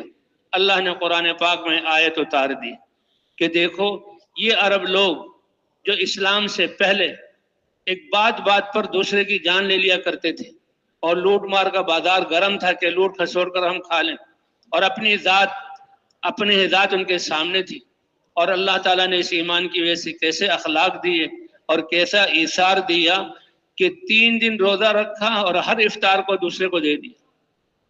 اور ایک عجیب قصہ لکھا ہے، صحابہ کرام کے گھر میں تو کھانے کا اسٹاک نہیں ہوتا تھا، تو ایک گھر میں کہیں سے سیری آ گئی، بھئی یہ بکری کی سیری ہے، اس کو کاٹ لو، اس کا بھیجا پکا لو، کھا لو۔ اب ان کے پاس اس وقت کے کھانا اور بھوک دور کرنے کے لیے اسباب موجود تھے۔ کیا پیاری نیتیں تھیں، اور کیسا وہ ایک دوسرے کا خیال کرتے تھے، کیسے ایک دوسرے کا خیال کرتے تھے۔ تو میاں بیوی کیا کہتے ہیں، یہ نہیں کہ بھئی کل کے لیے رکھ لو، کل کام آ جائے گی، آج کا کھانا تو ہے، سو جائیں گے، لیکن صبح کیا ہم نے دین کی محنت میں لگنا، اس لیے نہیں بھائی ہمارے پاس تو ہے، یہ دوسرے گھر میں دے دو۔ دوسرے گھر پہنچا دی۔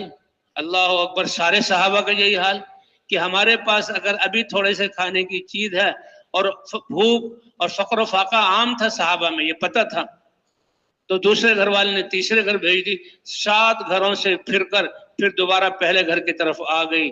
اللہ نے ایسے اخلاق اور ایثار ان کو عطا فرمایا۔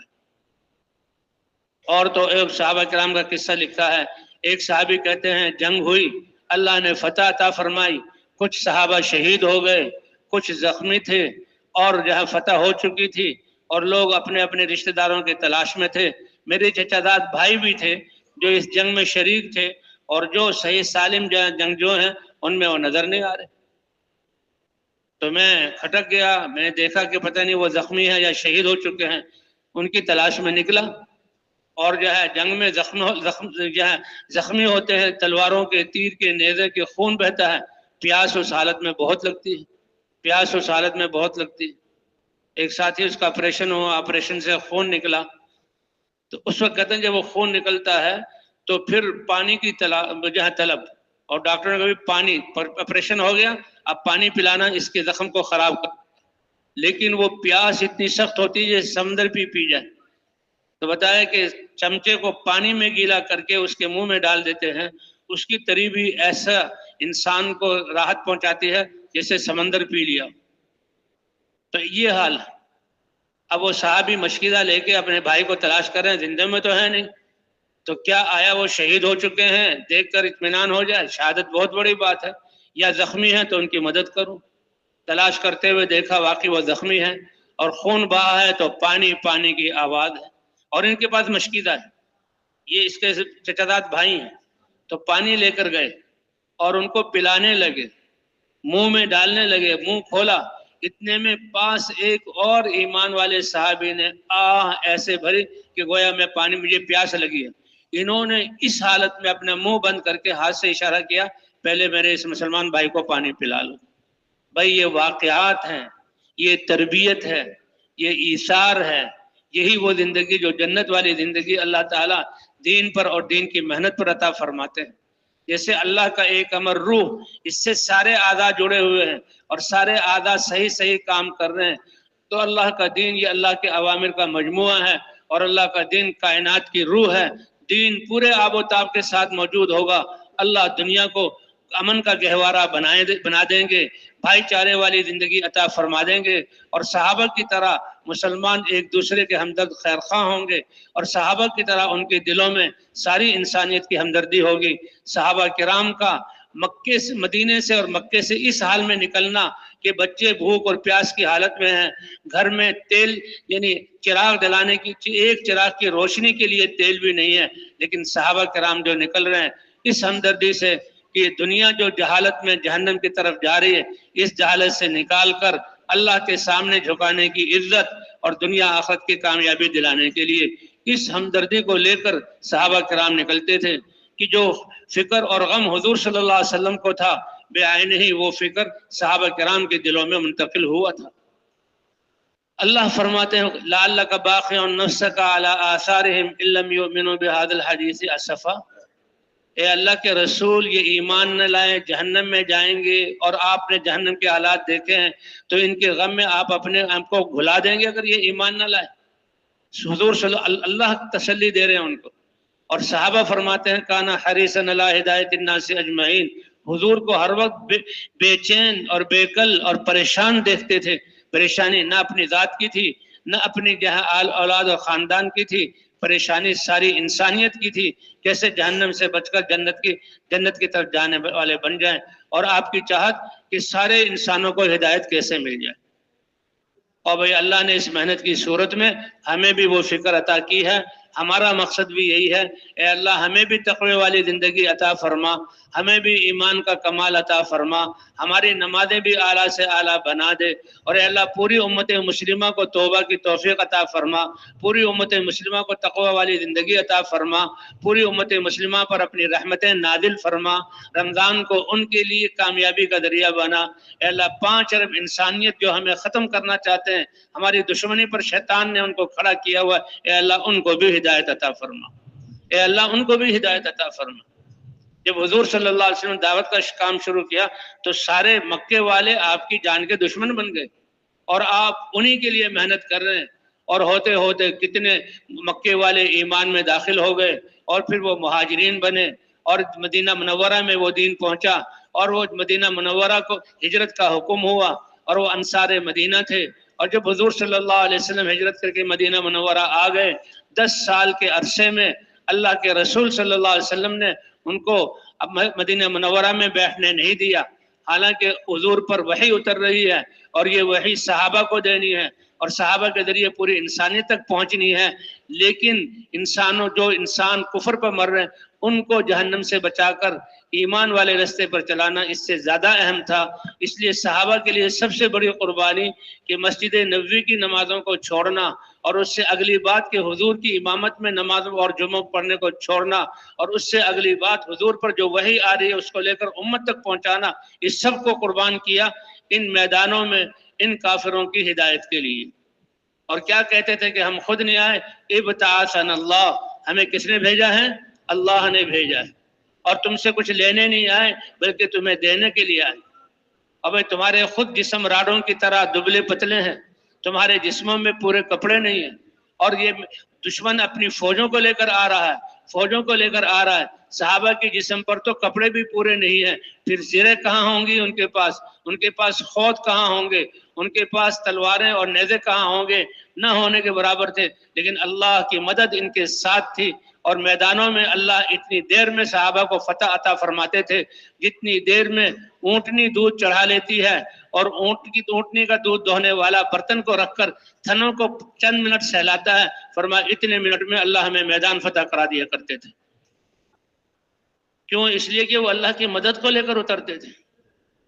ہاں، ان ینصرکم اللہ فلا غالب لکم، اور اللہ ایک قسمیہ طور پر لینصرن اللہ من ینصرہ، اے میرے بندے، زندگی میری دی ہوئی، جوانی صلاحیتیں میں نے دی، بولنے کی طاقت میں نے دی، علم میں نے دیا، مال اور زندگی کا وقت امانت میں نے دی، ان سب کو میرے دین کے لیے لگا رہے ہو، تو میں کہتا ہوں کائنات سے کہ دیکھو میرے ایمان والے بندے، میرے نبی کے امتی میرے دین کی مدد کر رہے ہیں۔ حالانکہ ہدایت دینے ان کی محنت پر بھی ہدایت کون دے گا؟ لیکن کتنا بڑا اعزاز کہ اللہ ایمان ان تنصر اللہ، تم میرے دین کی مدد کرو گے۔ جب چھوٹے چھوٹے ہم مدرسے میں پڑھتے تھے اور ہمارے اساتذہ کوئی بڑا استاد کسی بچے کا نام لے کر بلا لیتا، بچے کی عید ہو جاتی کہ میرے اتنے بڑے استاد نے میرا نام لے کر مجھے بلایا اور مجھ سے بات کی، یہ بڑی عزت اور شرافت کی بات ہوتی تھی۔ تو اس لیے بھائی اللہ کے یعنی یہ اللہ فرما رہے ہیں کہ اگر تم دین کی مدد کرو، کتنی بڑی عزت اور شرافت کی بات ہے ہمارے لیے۔ اور مدد کس سے کرنی ہے؟ اللہ کی دی ہوئی زندگی کا وقت، اللہ کی دی ہوئی جسمانی صلاحیتیں، اللہ کی دی ہوئی زبان، اللہ کے دیے ہوئے علم سے لوگوں کو اللہ کی طرف بلانا۔ اللہ فرماتے ہیں میرے دین کی مدد، اور وعدہ ہے کہ تم اپنے ان اسباب سے میرے دین کی مدد کرو گے، میں اپنی قدرت سے تمہاری مدد کروں گا، اور جس کی میں مدد کروں کائنات کی کوئی طاقت ان کے بال کو بھیگا نہیں کر سکتی۔ ان تنصر اللہ ینصرکم، تم اللہ کے دین کی مدد کرو گے اللہ تمہاری مدد کریں گے۔ اور دوسری جگہ فرمانا لینصرن اللہ من ینصرہ، اللہ قسم کھا کر البتہ ضرور بضرور تاکید کے ساتھ میں کہہ رہا ہوں، تم جو میرے دین کی مدد کر رہے ہو میری دی ہوئی صلاحیتوں سے، اور تو میں تمہاری مدد کروں گا۔ وَإِن يَنْصُرْكُمُ اللَّهُ فَلَا غَالِبَ لَكُمْ، اللہ تمہاری مدد کرے تو پھر تم پر کوئی غالب نہیں آ سکتا۔ اور اگر تم نے دین کی محنت کو چھوڑ دیا اور اللہ بھی تمہاری مدد کو چھوڑ دے تو بتاؤ کون ہے اللہ کے علاوہ جو تمہارے کاموں کو بنانے والا ہو؟ تو یہ کتنا بڑا احسان ہے اللہ تعالیٰ کا کہ ہمیں اپنے رستے میں نکلنے کی توفیق دی، اور اس رستے میں نکلتے ہوئے اللہ نے رمضان شریف کا مہینہ جو رحمتوں کا، برکتوں کا اور مغفرت کا مہینہ ہے، یہ اللہ نے ہمیں عطا فرمایا، اور پھر یہ آخری عشرہ عطا فرمایا۔ ابھی جو رات گزری ہے یہ 27ویں رات، عام علماء اور امام حنیفہ رحمۃ اللہ علیہ کا یہی ہے کہ عام طور پر لیلۃ القدر جہاں 27ویں رات کو ہوتی ہے، اور یہ 27ویں رات، ایک تو رمضان شریف کا مہینہ کتنا بابرکت ہے، شہر رمضان الذی انزل فیہ القرآن، رمضان کا مہینہ وہ ہے کہ تمہاری جو کتاب قرآن پاک جس میں سارے وہ علوم ہیں جن علوم کی وجہ سے نبیوں کی قومیں پنپی اور دشمنوں کو اللہ نے ہلاک کیا اور ان کے لیے معجزات کو ظاہر کیا، وہ سارے علوم قرآن پاک میں ہیں، اور اللہ نے اس سے زیادہ تمہیں قرآن پاک میں علم عطا فرمایا۔ انا انزلناہ فی شہر رمضان الذی انزل فیہ القرآن، یہ رمضان کا وہ بابرکت مہینہ ہے جس میں قرآن نازل ہوا، اور پھر انا انزلناہ فی لیلۃ القدر، ہم نے اس قرآن کو لیلۃ القدر میں اتارا۔ پتہ ہے لیلۃ القدر کیا ہے؟ لیلۃ القدر خیر من الف شہر، 1000 مہینے، 83 سال کے مجاہدے، قربانی، ذکر، عبادت ایک طرف، اور لیلۃ القدر کی رات کی عبادت ایک طرف۔ حضور صلی اللہ علیہ وسلم نے صحابہ کے سامنے پہلے انبیاء کا ذکر کیا۔ پہلے انبیاء کی عمریں بڑی ہوتی تھی، تفاسیر میں ہم نے پڑھا ہے نوح علیہ السلام کی، یہ تو قرآن سے ہے، 950 سال تو دعوت کے ہیں، اور نبوت کم ملی 40 یا 50 کے بعد ملتی تھی، 40-50 ملا لو تو 1000 سال. اور جو ہے نافرمانوں کے پانی میں غرق ہو جانے کی وجہ کے بعد نوح علیہ السلام 200 سال، اس لیے 1200 سال ان کی عمر تھی. پہلے انبیاء کی عمریں کتنی بڑی، ان کی امتوں کی عمریں کتنی بڑی. اور حضور صلی اللہ علیہ وسلم نے فرمایا میری امت کی عمر 60 اور 70 کے درمیان ہوگی. بہت کم لوگ ہوں گے جو اس سے تجاوز کریں گے. تو بھئی یہ رمضان شریف کا مہینہ، اللہ نے اس کے روزے اور ہم اللہ کے راستے میں نکلے ہوئے ہیں. اللہ تعالی ہمارے اس رمضان کے روزوں کو قبول فرما لے. یہ رحمت برکت کا مہینہ، رحمت کا مہینہ، مغفرت کا مہینہ، آگ سے آزادی کا مہینہ ہے. یہ آگ سے آزادی کا. اور پھر تو جو حضور صلی اللہ علیہ وسلم نے فرمایا پہلے انبیاء 80 جو ہے کیا کہتے ہیں 80-83 سال تک وہ میدان جہاد میں رہے اور جہاد کرتے رہے. تو صحابہ کو غم ہوا، یا رسول اللہ ہماری تو عمریں ہی 60-70 کے درمیان ہے، یہ تو 80. اللہ نے پھر اس کے بدلے میں یہ ارشاد لیلۃ القدر عطا فرمائی، اے میرے نبی ہم آپ کو رمضان میں ایک رات دیتے ہیں جس کا نام لیلۃ القدر ہے، اور لیلۃ القدر کی عبادت 83 سال کی عبادت سے زیادہ ہے. تو یہ رمضان شریف کا مہینہ اج جا رہا ہے. اے اللہ رمضان کے پورا ہونے سے پہلے آپ نے اپنے نیک بندوں کو رمضان کی جو خیریں برکتیں عطا فرمائی ہے، اے اللہ ہم تیرے راستے میں نکلے ہوئے ہیں، تیرے نبی کی محنت کو سیکھنے کے لیے نکلے ہوئے ہیں، ساری انسانیت کی ہمدردی خیرخواہی میں نکلے ہوئے ہیں، تیرے نبی کے غم کو غم بنا کر نکلے ہوئے ہیں. اے اللہ جیسے آپ نے اپنے نیک بندوں کو رمضانوں میں نوازا ہے، اے اللہ پوری امت کو بھی عمومی طور پر نواز دے. اے اللہ ہم اللہ کے راستے میں اپنے راستے میں نکلنے والوں کو بھی نواز دے. اس لیے بھائی زندگی تو ایک سفر ہے، زندگی گزرتی جا رہی ہے. کہاں شعبان میں یہ بیان ہو رہا تھا حضور صلی اللہ علیہ وسلم کی حدیثیں کہ حضور جیسے استقبال کرتے تھے ہم استقبال کریں، وہ حدیثیں بیان کی جا رہی تھی. رمضان آ گیا، پہلا مہینہ رحم برکت کا وہ بھی گزر گیا، رحمت کا وہ بھی، اور مغفرت کا یہ مہینہ آخری عشرہ، اور اس میں سے بھی 1-2 راتیں رہ گئی. اللہ ہمارے اس رمضان کو ان ساری خیروں کے حاصل ہونے کا ذریعہ بنائے. اب رمضان شریف کے مہینے کو تو اس محنت کے ساتھ، کیونکہ قرآن اس میں نازل ہوا، لیلۃ القدر اس میں ہے. سب سے پہلے غزوہ بدر حضور صلی اللہ علیہ وسلم کی مکہ میں تو کہا کفو ایدیکم عنہم، اپنے ہاتھوں کو روکے رکھو، ماریں کھاتے رہو، صبر کرتے رہو. حضرت عمر رضی اللہ تعالی عنہ مسلمان ہوئے تو وہ تو بڑے دبنگ تھے. حضور صلی اللہ علیہ وسلم کی مجلس سے جب کلمہ پڑھ کر نکلے، تلوار ہاتھ میں دی، کہا کون لی؟ فرمایا کون ہے مائی کا لال جو میرے سامنے آئے؟ کہا جتنی مجلسوں میں بیٹھتا تھا اور لوگ جب کافروں کے ساتھ اور اسلام کے خلاف اسکیمیں کرتا تھا، ہر مجلس میں جاؤں گا اور زور سے اس کلمے کی گواہی دوں گا. ہے کسی میں جرأت جو میرے مقابلے میں آ جائے؟ حضرت عمر رضی اللہ تعالیٰ عنہ ایسی ساری مجلسوں میں گئے، ایسی ساری مجلسوں میں گئے. تو بھئی یہ صحابہ حضور صلی اللہ علیہ وسلم مکہ مکرمہ میں دعوت دے رہے ہیں، اور جو ایمان لاتا ہے وہ بھی اس دعوت والے کام کو شروع کرتا ہے. اور صحابہ پر مجاہدے قربانی آ رہے ہیں.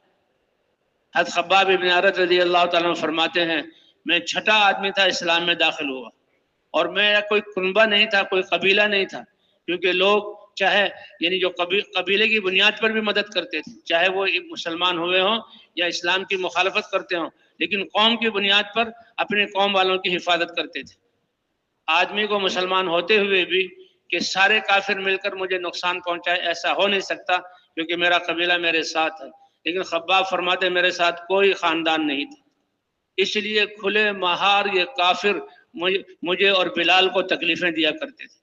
حضرت بلال کے ساتھ کیا ہوتا تھا، باندھ کر رسیوں سے کھڑا کیا جاتا تھا کہ بھاگے نہیں، آگے پیچھے نہ ہو، اور ان کے ہینٹر جو ان کے جسم پر پڑے تو پورا جسم اس سے متاثر ہو تو وہ مارتے تھے، اور جب ہینٹر کا چمڑا اٹھتا تھا تو حضرت بلال کے جسم سے خون کی فوار نکلتی تھی، اور وہ یہی کہتے تھے یا احد احد کے نعرے کو چھوڑ دو یا اس حال میں اپنی جان دے دو. اللہ اکبر. حضور نے فرمایا کہ فلاح اور کامیابی، آج ہم اپنی کامیابی کس میں سمجھتے ہیں کہ ہماری خواہشات اور ہماری چاہتیں اللہ پوری کر دے، لیکن کامیابی صحابہ نے کیا فرمایا، فلاح کیا ہے کہ اللہ کی چاہت کو پورا کرنے کے لیے ہمیں سب کچھ قربان کرنا آ جائے. یہ ہے کامیابی۔ ویسے تو صاحب حضرت بلال رضی اللہ عنہ ایمان لانے کے بعد اور ایمان کی دعوت دینے کے بعد ماریں پڑ رہی ہیں، لیکن وہ سمجھ رہے ہیں کہ میں اعلیٰ درجے کی فلاح پر ہوں، کیونکہ یہ تکلیفیں اللہ کی چاہت کو پورا کرنے کے لیے۔ اللہ ہمیں بھی یہ سمجھ اور اس قربانی والا بنا دے، عافیت والا معاملہ فرمائے۔ لیکن اللہ کی چاہت، کہتے ہیں آج ہم اللہ سے دعا مانگتے ہیں، اے اللہ ہماری خواہشات کو پورا کر دے، ہماری چاہتوں کو پورا کر دے، اے اللہ ہماری ضروریات کو پورا کر دے۔ کوئی اللہ سے مانگو، اے اللہ آپ نے انسان بنایا، یہ زندگی عطا کی، اتنے قیمتی دولت جو ہے اعضاء صلاحیتیں عطا کی، نبی کی امت میں بنایا، اے اللہ اپنی چاہت کو پورا کرنے کے لیے ہمیں اپنے جذبات قربان کرنے کی توفیق عطا فرما۔ اے اللہ اپنی چاہتوں کو اور نبی کی سنت کو پورا کرنے کے لیے، اپنے دین کو زندہ کرنے کے لیے ہمیں اپنی جوانی لگانے کی توفیق عطا فرما، ہمیں اپنا عمر لگانے کی توفیق عطا فرما۔ اے اللہ سارے جو مال اور نعمتیں دی ہیں اپنے دین کو زندہ کرنے میں، آپ کا دین زندہ ہو گیا تو سب کچھ مل گیا، آپ راضی ہو گئے تو ہمیں ساری سعادتیں مل گئی، اگر آپ کو نہ پایا تو ہم جو ہے نقصان میں چلے گئے۔ کہ اللہ راضی ہو جائے، کیونکہ اس دین کی محنت، اس کا جو ہے سب سے بڑا انعام اللہ کی رضا ہے۔ صحابہ کرام کو اللہ نے اپنی رضا عطا فرمائی اور فرمایا جو بھی ان کے راستے پر چلے گا تو ان کو میں اپنی رضا عطا فرماؤں گا۔ حضرت خباب بن ارت رضی اللہ تعالیٰ عنہ کہتے میرا کوئی قبیلہ نہیں تھا، اس لیے مجھے تو سب مل کر سزا دیتے، بلال کی پٹائیاں ہوتی تھی، ساری رات پٹائی ہوتی۔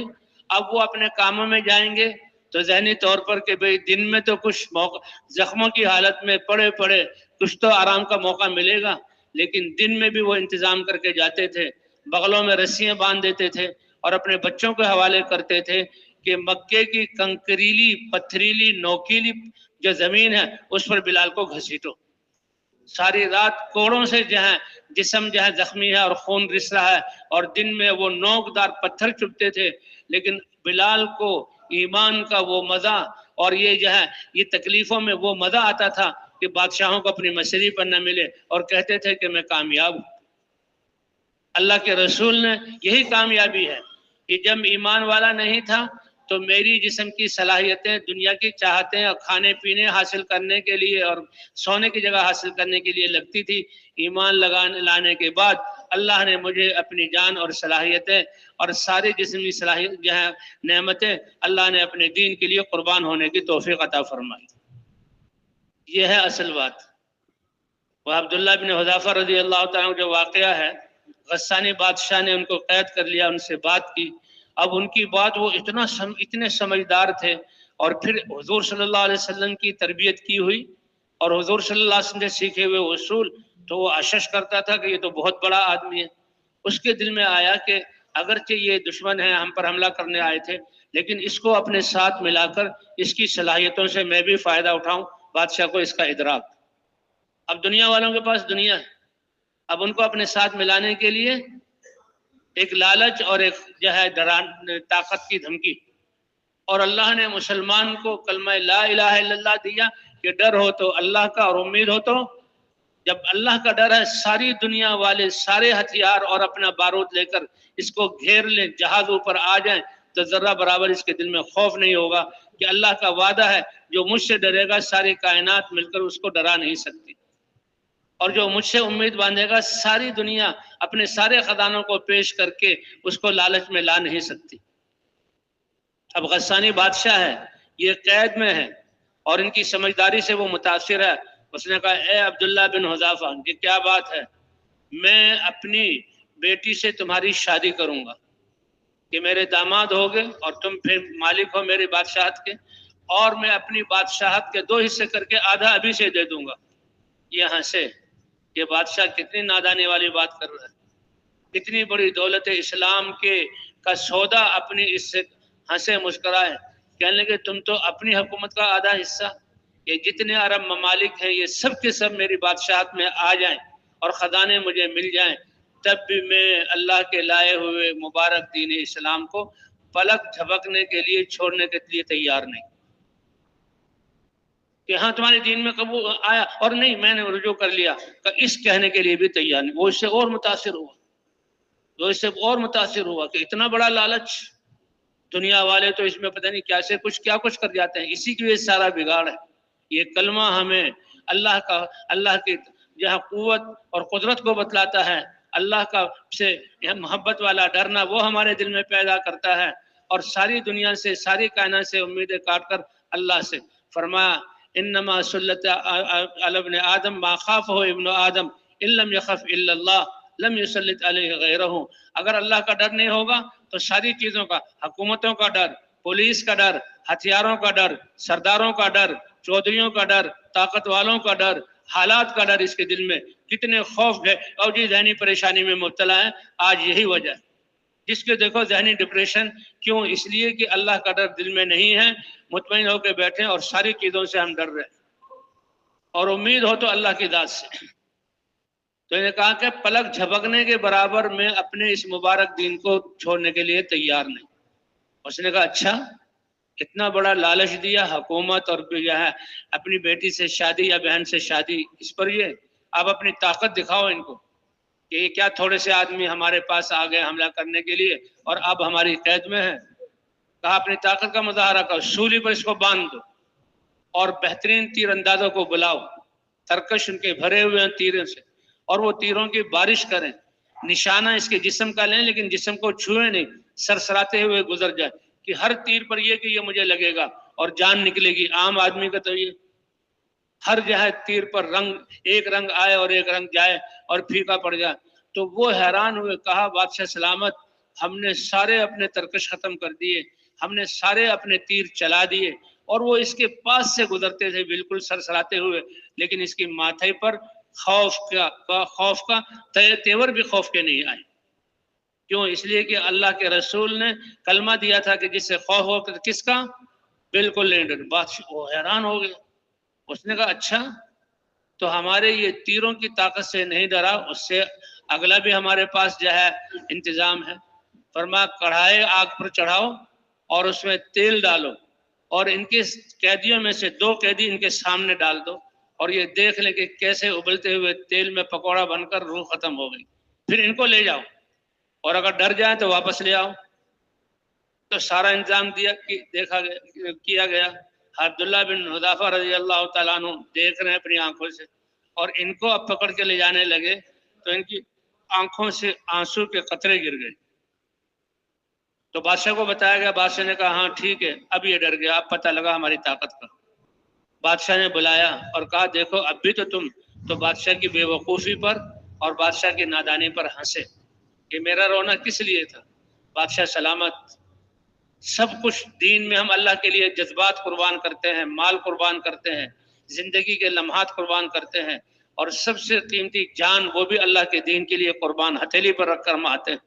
لیکن دیکھا کہ جان، روح تو اتنی معمولی سی ہے کہ جو ہے اسے تیل میں ڈالتے ہی روح نکل گئی۔ کہا میں تو اپنی کم مائگی پر رویا ہوں، کاش میرے جسم میں آج اتنی روحیں ڈالی جاتی جتنے میرے جسم میں بال ہیں، اور ایک ایک روح کو اللہ کے دین کے لیے اس طرح قربان کر دیتا۔ تو بھائی یہ ہے دین اسلام کہ لا الہ الا اللہ، جذبات قربان کرو اور اپنا سب کچھ اللہ کے دین کے لیے لگاؤ، اسی پر اللہ کے وعدے ہیں۔ اب وہ بادشاہ بہت متاثر ہوا، کہا تم اتنے عظیم آدمی ہو، تمہارا دین تمہارے لیے اتنا محبوب ہے، اور اپنے رب کے لیے روح تمہاری ایسی، اپنے روح کو اتنا سستا کیا ہوا ہے، تم تو بہت عظیم آدمی ہو۔ چلو میں تمہارے سارے قیدیوں کو تمہارے ساتھ، تمہارے منہ کے یہ بول مجھے اتنے پسند ہیں، میں چاہتا ہوں اپنے ان ہونٹوں سے میری پیشانی پہ بوسہ دے دو، کہ اس کے بوسہ دینے سے یہ میرے لیے عزت کی بات ہے۔ کہاں پہلے وہ اپنی دھونس جما رہا تھا، ڈرا رہا تھا، اور آج ان کی محنت کر رہا ہے۔ انہوں نے سوچا کہ یہ نصرانی ہے، کافر ہے، اور میرے ہونٹ جس سے ایمان کے بول نکلتے ہیں اس کی پیشانی پر بوسہ دوں، لیکن اگر میں نے بوسہ نہ دیا تو مجھے بھی قید میں رکھے گا اور میرے حضور کے صحابہ کو تکلیفیں دے گا۔ صحابہ کو بچانے کی خاطر آگے بڑھے اور بوسہ دے دیا، اور اس نے بھی بڑی عقیدت سے ان کو بھی آزاد کیا اور قید بھی چھوڑ دی۔ یہ سارے قیدیوں کو لے کر حضرت عمر رضی اللہ تعالیٰ کا زمانہ تھا، حضرت عمر کے پاس حاضر ہوئے اور کارگزاری سنی جاتی تھی، جیسے کہ ہمارے یہاں مغرب کے بعد کارگزاری، دیکھو بھائی ہدایات کا لینا اور کارگزاری کا سننا سنانا، یہ عین حضور کی سنت اور مسجد نبوی کا عمل ہے۔ حضور کے زمانے میں بھی صحابہ کرام کارگزاری سناتے تھے اور حضور خود ہدایت دے کر روانہ کرتے تھے، اور خلفائے راشدین کے زمانے میں بھی کارگزاریاں ہوتی تھی اور حضرات صحابہ کرام خطبہ دے کر ہدایت دے کر روانہ کرتے تھے۔ آج اللہ نے تبلیغ کی صورت میں اس کا تھوڑا سا نقشہ ہمیں عطا فرمایا ہے، اللہ اس کی قدر دانی کی توفیق عطا فرمائے۔ تو سب سے پہلے تو انہوں نے سارا قصہ حضرت عمر رضی اللہ عنہ کو سنایا، لیکن قصہ اتنا اہم تھا اور پھر قصہ ایسے کہ قیامت تک آنے والے مسلمانوں کے سامنے عملی نمونہ ہو کہ صحابہ کرام کے کیا جذبات تھے اور صحابہ کرام کتنے عظیم لوگ تھے۔ حضرت عمر نے اعلان کرا دیا الصلاۃ جامعۃ، یعنی اگلی نماز میں جمع ہو جاؤ۔ یہ ایک ایسا لفظ تھا کہ مسلمانوں کی لشکروں کو اللہ کے راستے میں جان دینا، اللہ کے دین کے لیے جو ہے اللہ کے راستے میں نکلنا، اس کے لیے صرف ایک آواز لگتی تھی الصلاۃ جامعۃ، اگلی نماز میں آ جاؤ۔ صحابہ پوری تیاری کر کے مسجد میں آ جاتے تھے کہ مسجد سے کب ہماری کہاں تشکیل ہو جائے اور وہیں سے ہم اس علاقوں کا رخ کر لیں۔ ایک دفعہ حضور صلی اللہ علیہ وسلم نے رات کو تشکیل فرمائی، لشکر تیار، الصلاۃ جامعۃ کہہ کے جمع کیا گیا، اور حضور نے فرمایا تمہیں اللہ کے راستے میں بھیجنا ہے۔ رات اور مدینے کی نشیب و فراز والی زمین اور جھاڑ جھنکار اور سانپ اور بچھو اور خطرناک چیزیں اور اندھیرا، صحابہ کا عام طور پر صبح صادق کی جب کو پھٹتی تھی، روشنی آنا شروع ہوتی تو اس وقت سفر کرتے تھے تاکہ سخت دوپہر کی گرمی کی تپش سے بچا جائے، یہ سفر کرنے کا۔ اور آپ نے فرمایا بھی کہ میرے لیے برکت دی گئی ہے صبح کے جو ہے تہجد کے اوقات سے، صبح کے جو پہلے اوقات ہیں اس میں میرے لیے برکت دی گئی، تو اس وقت سفر کیا کرتا تھا۔ تو رات کو حضور نے تشکیل فرمائی تو صحابہ کرام نے عرض کیا یا رسول اللہ، اگر آپ اجازت دیں تو رات ہم اپنے گھروں میں گزار لیں اور پھر صبح کو آ جائیں۔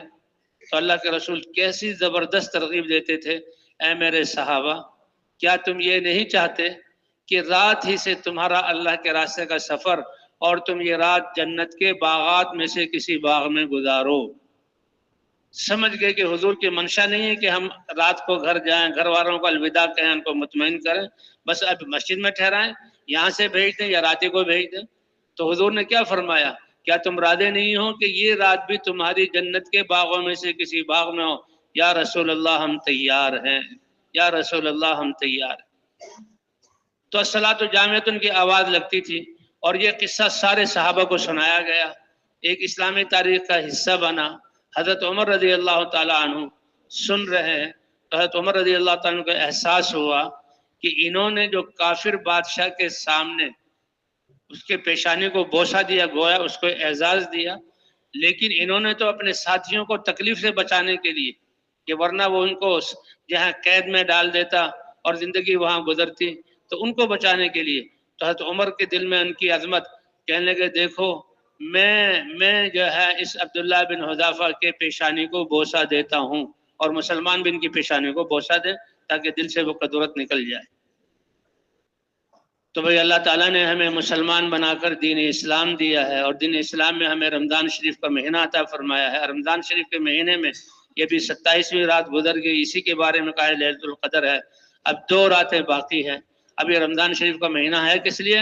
لعلکم تتقون، کہ جیسے تم نے ایک مہینے صبح سے شام تک اپنے حلال کھانے کو اپنے گھر میں اللہ کے حکم پر جو ہے تم نے چھوڑا، اب تم میں استعداد پیدا ہو گئی کہ جتنی بھی اللہ کی ناپسندیدہ چیزیں ہیں، یہ تقوی زندگی کا روزہ ہے۔ یہ تقوی کیا ہے؟ کہ پوری زندگی کو اللہ کے نافرمانیوں سے پاک کر لو اور اللہ کی فرما برداریوں اور نیکیوں کے ساتھ منور اور مزین کر لو۔ اللہ اس کی توفیق عطا فرمائے، اللہ اس کی توفیق عطا فرمائے۔ تو بھئی یہ رمضان، فرمائے کہ رمضان اب ایک تو گھروں میں ہوتے ہوئے روزے رکھنا اور تراویحیں پڑھنا اور قرآن پاک کو سننا اور وقت کو اللہ کی عبادت میں گزارنا، یہ بہت بڑی دولت ہے۔ اور کتنے خوش نصیب ہیں ہم کہ ہمارا رمضان کے یہ 27 دن اور 1-2 دن باقی رہے گا اور عید، یہ اللہ کے راستے میں آ رہی ہے۔ یہ سب سے بڑا اللہ کا انعام ہے۔ اللہ تعالیٰ اس انعام پر قدردانی کی اور اس انعام پر خوش، ہمارے دلوں میں خوشیاں عطا فرما دے۔ اور اس لیے کیونکہ یہ دعاؤں کا مہینہ ہے تو اللہ کے سامنے گڑ گڑانا، اللہ سے دعا مانگنا، اے اللہ امت مسلمہ کی جتنی بھی کوتاہیاں ہوئی ہیں اور خاص طور پر اس دین کی محنت کی ناقدری ہوئی ہے اور اس کی وجہ سے انسانیت کتنی گمراہی میں چلی گئی اور 5 ارب کافر مر کر جہنم کا ایندھن بنتے رہے، اے اللہ ہم سے یہ زیادتی ہوئی، امت کے اور ہمارے اس قصور کو معاف فرما دے۔ اور اے اللہ بقیہ جو زندگی کے یہ اللہ، اے اللہ تیرا انعام ہے، ابھی زندگی کے سانس ہمارے باقی ہیں، کتنی زندگی ہے وہ آپ کو پتہ ہے، اے اللہ اب سے لے کر موت تک اے اللہ اس پوری زندگی کے سارے لمحات کو حضور کی محنت کو حضور کے طریقے پر کرنے کی توفیق عطا فرما۔ اور اے اللہ اس رمضان کو ہم امت کے اس جو ہے محنت پر آنے کا ذریعہ بنا لے۔ تو بھائی اس کی نیت کرتے ہیں انشاءاللہ اور اس کے لیے دعائیں مانگیں گے انشاءاللہ۔ کون کون نیت کرتا ہے کہ انشاءاللہ بقیہ زندگی کا ہر لمحہ اس محنت کو مقصد بنا کر ماشاءاللہ ماشاءاللہ۔ پھر رمضان شریف کا مہینہ ہے، رمضان شریف کی دعائیں ہیں۔ آپ تو رمضان استقبال کیا کرتے تھے، صحابہ کو بتایا کرتے تھے، فرماتے تھے برکت اور رحمت اور مغفرت کا مہینہ ہے اور اتنا اونچا مہینہ ہے کہ اس میں 1000 سال انسان نفلی عبادت کرتا رہے، فرضوں کا ایک سجدہ اس نفلی عبادت سے افضل ہے، لیکن رمضان کی برکت سے ہر نفل کا ثواب اللہ فرضوں کے برابر کر دیتے ہیں اور ہر فرض کا ثواب اللہ 70 گنا زیادہ کر دیتے ہیں۔ اور بھائی اللہ کے راستے میں تو کروڑوں گنا ثواب ویسے ہی بڑھ جاتا ہے۔ یہ تو عام حالت میں اپنے جہاں گھروں میں ہوتے ہوئے، اپنے محلوں اور اپنے علاقوں میں ہوتے ہوئے مسلمان رمضان کی ایسی قدر کرے، یہ اللہ کا انعام ہے۔ اور کیا قسمت ہے ان لوگوں کی کہ جن پر یہ رمضان اور یہ سارے اعمال اور تراویح قرآن کا سننا اللہ کے راستے میں نکلتے ہوئے آ رہا ہے۔ اس پر بھئی ہم اللہ کا شکر جتنا ادا کریں اور پوری امت کے لیے جو ہے دعا مانگیں اللہ سے، اور کہتے ہیں رمضان شریف کا مہینہ اس میں اپنے مسائل حل کروا لو اور جو ہے فیصلے کروا لو، تو اے اللہ پوری امت کی گناہوں کو بخش دے، اے اللہ پوری امت کی کوتاہیوں کو بخش دے۔ اور سب سے بڑا جو جرم ہوا کہ اس محنت کو ہم نے اپنی زندگی کا مقصد نہ سمجھا، کافر بھی کفر پر مر کر جہنم میں جاتے رہے، مسلمان بھی بدعمالیوں کی وجہ سے حالات میں مبتلا رہے، اور اے اللہ ہم اپنے دنیا کے کاموں میں لگے رہے، اے اللہ پچھلے جو رمضان اور پچھلی زندگی کے لمحات جو اس طرح گزرے ہیں امت کو وہ معاف فرما دے۔ اور اب رمضان شریف کا مہینہ ہے اور یہ باتیں ہمارے سامنے آ گئی ہیں، اے اللہ 2 ہی 3 رات باقی ہیں، اے اللہ بقیہ زندگی کو حضور کی محنت کو مقصد بنا کر اور ساری انسانیت کو تیری طرف متوجہ کرنا، آخرت کی تیاری کرنے والا بنانے کی اے اللہ ہمیں توفیق عطا فرما۔ تو بھئی عزم کرتے ہیں انشاءاللہ اور مانگیں گے اللہ سے۔ تو بھئی اب دعا کریں، دعا کے بعد اللہ کے راستے میں جا رہے ہیں، بہت بڑا اللہ کا انعام ہے اور اللہ کا فضل بغیر ہماری استعداد اور لیاقت کے اللہ نے ہمیں یہ عطا فرمایا۔ اور یہ تو دعا تو مانگنے کا حکم دیا، اور یہ رمضان شریف کا مہینہ ہے، انشاءاللہ اتنے بڑے مجمع کی دعا اللہ تعالیٰ امت کو ان مصائب اور پریشانی سے نکال کر امت کی قسمت کو بدل دے، اللہ امت کو تقوی کی توفیق اور حضور کی محنت کے لیے قبول فرما لے، اور اللہ تعالیٰ یہ 5 ارب انسانیت جو دنیا کے سارے اسباب ہوتے ہوئے پریشانی کی زندگی گزار رہے ہیں اور دنیا میں بے چین اور آخرت میں اللہ کے ناراضگی کی طرف، اے اللہ ان کے لیے بھی ہدایت کی فضاؤں کو قائم فرما۔ اللہم لک الحمد کما ينبغي لجلالك ووجهك وعظيم سلطانك اللهم إنا لا نحصي ثناء عليك أنت كما أثنيت على نفسك يا أرحم الراحمين اللهم لك الحمد حمدا دائما مع دوامك ولك الحمد حمدا خالدا مع خلودك ولك الحمد حمدا لا منتهى له دون مشيتك ولك الحمد حتى ترضى ولك الحمد بعد الرضا ولك الحمد عند طرفة كل عين ولك الحمد عند تنفس كل نفس يا أول الأولين ويا آخر الآخرين ويا ذا القوة المتين يا راحم المساكين يا أرحم الراحمين ارحم أمة حبيبك واغفر لأمة حبيبك واهد أمة حبيبك يا مصرف القلوب صرف قلوبنا على دينك ويا مقلب القلوب ثبت قلوبنا على طاعتك اللهم إننا ضعفاء فقوي في رضاك ضعفنا وخذ إلى الخير بنواصينا اللهم إن قلوبنا ونواصينا وجوارحنا بيدك لم تملكنا منها شيئا وإذا فعلت ذلك بنا فكن أنت ولينا واهدنا إلى سواء السبيل واهدنا إلى سواء السبيل واهدنا إلى سواء السبيل. اللهم أحينا ما كانت الحياة خيرا لنا واجعل الحياة زادة لنا في كل خير، وتوفنا إذا كانت الوفاة خيرا لنا واجعل الوفاة حفاظة لنا من كل شر. اللهم أصلح لنا ديننا الذي هو عصمة أمورنا، وأصلح لنا دنيانا التي فيها معاشنا، وأصلح لنا آخرتنا التي إليها معادنا. اللهم إنا نسألك الهدى والتقى والعفاف والغنى يا أرحم الراحمين. اللهم إنك عفو كريم تحب العفو فاعف عنا يا كريم. اللهم إنك عفو كريم تحب العفو فاعف عنا يا كريم. اللهم إنك عفو كريم تحب العفو فاعف عنا يا كريم. يا حي يا قيوم برحمتك نستغيث، أصلح لنا شأننا كله ولا تكلنا إلى أنفسنا طرفة عين. إن تكلنا إلى أنفسنا تكلنا إلى ضعف وعورة وذنب وخطيئة، ولا نثق إلا برحمتك يا أكرم الأكرمين. اللهم إنا نسألك الهدى والتقى والعفاف والغنى ومن العمل ما ترضى. اللهم إنا نسألك إيمانا لا يرتد ونعيما لا ينفد ومرافقة نبينا محمد صلى الله عليه وسلم. اللهم إنا نسألك إيمانا كاملا وعملا متقبلا ودعاء مستجابا وشفاء من كل داء. اللهم اشف أنت الشافي لا شفاء إلا شفاؤك شفاء لا يغادر سقما. اللهم باعد بيننا وبين خطايانا كما باعدت بين المشرق والمغرب. اللهم نقنا من الخطايا كما ينقى الثوب الأبيض من الدنس. اللهم نسألك فعل الخيرات وترك المنكرات وحب المساكين، وأن تغفر لنا وترحمنا، وإذا أردت فتنة فتوفنا غير مفتونين. اللهم انصر الإسلام والمسلمين. اللهم انصر الإسلام وأنصاره واخذل الشرك وأشراره.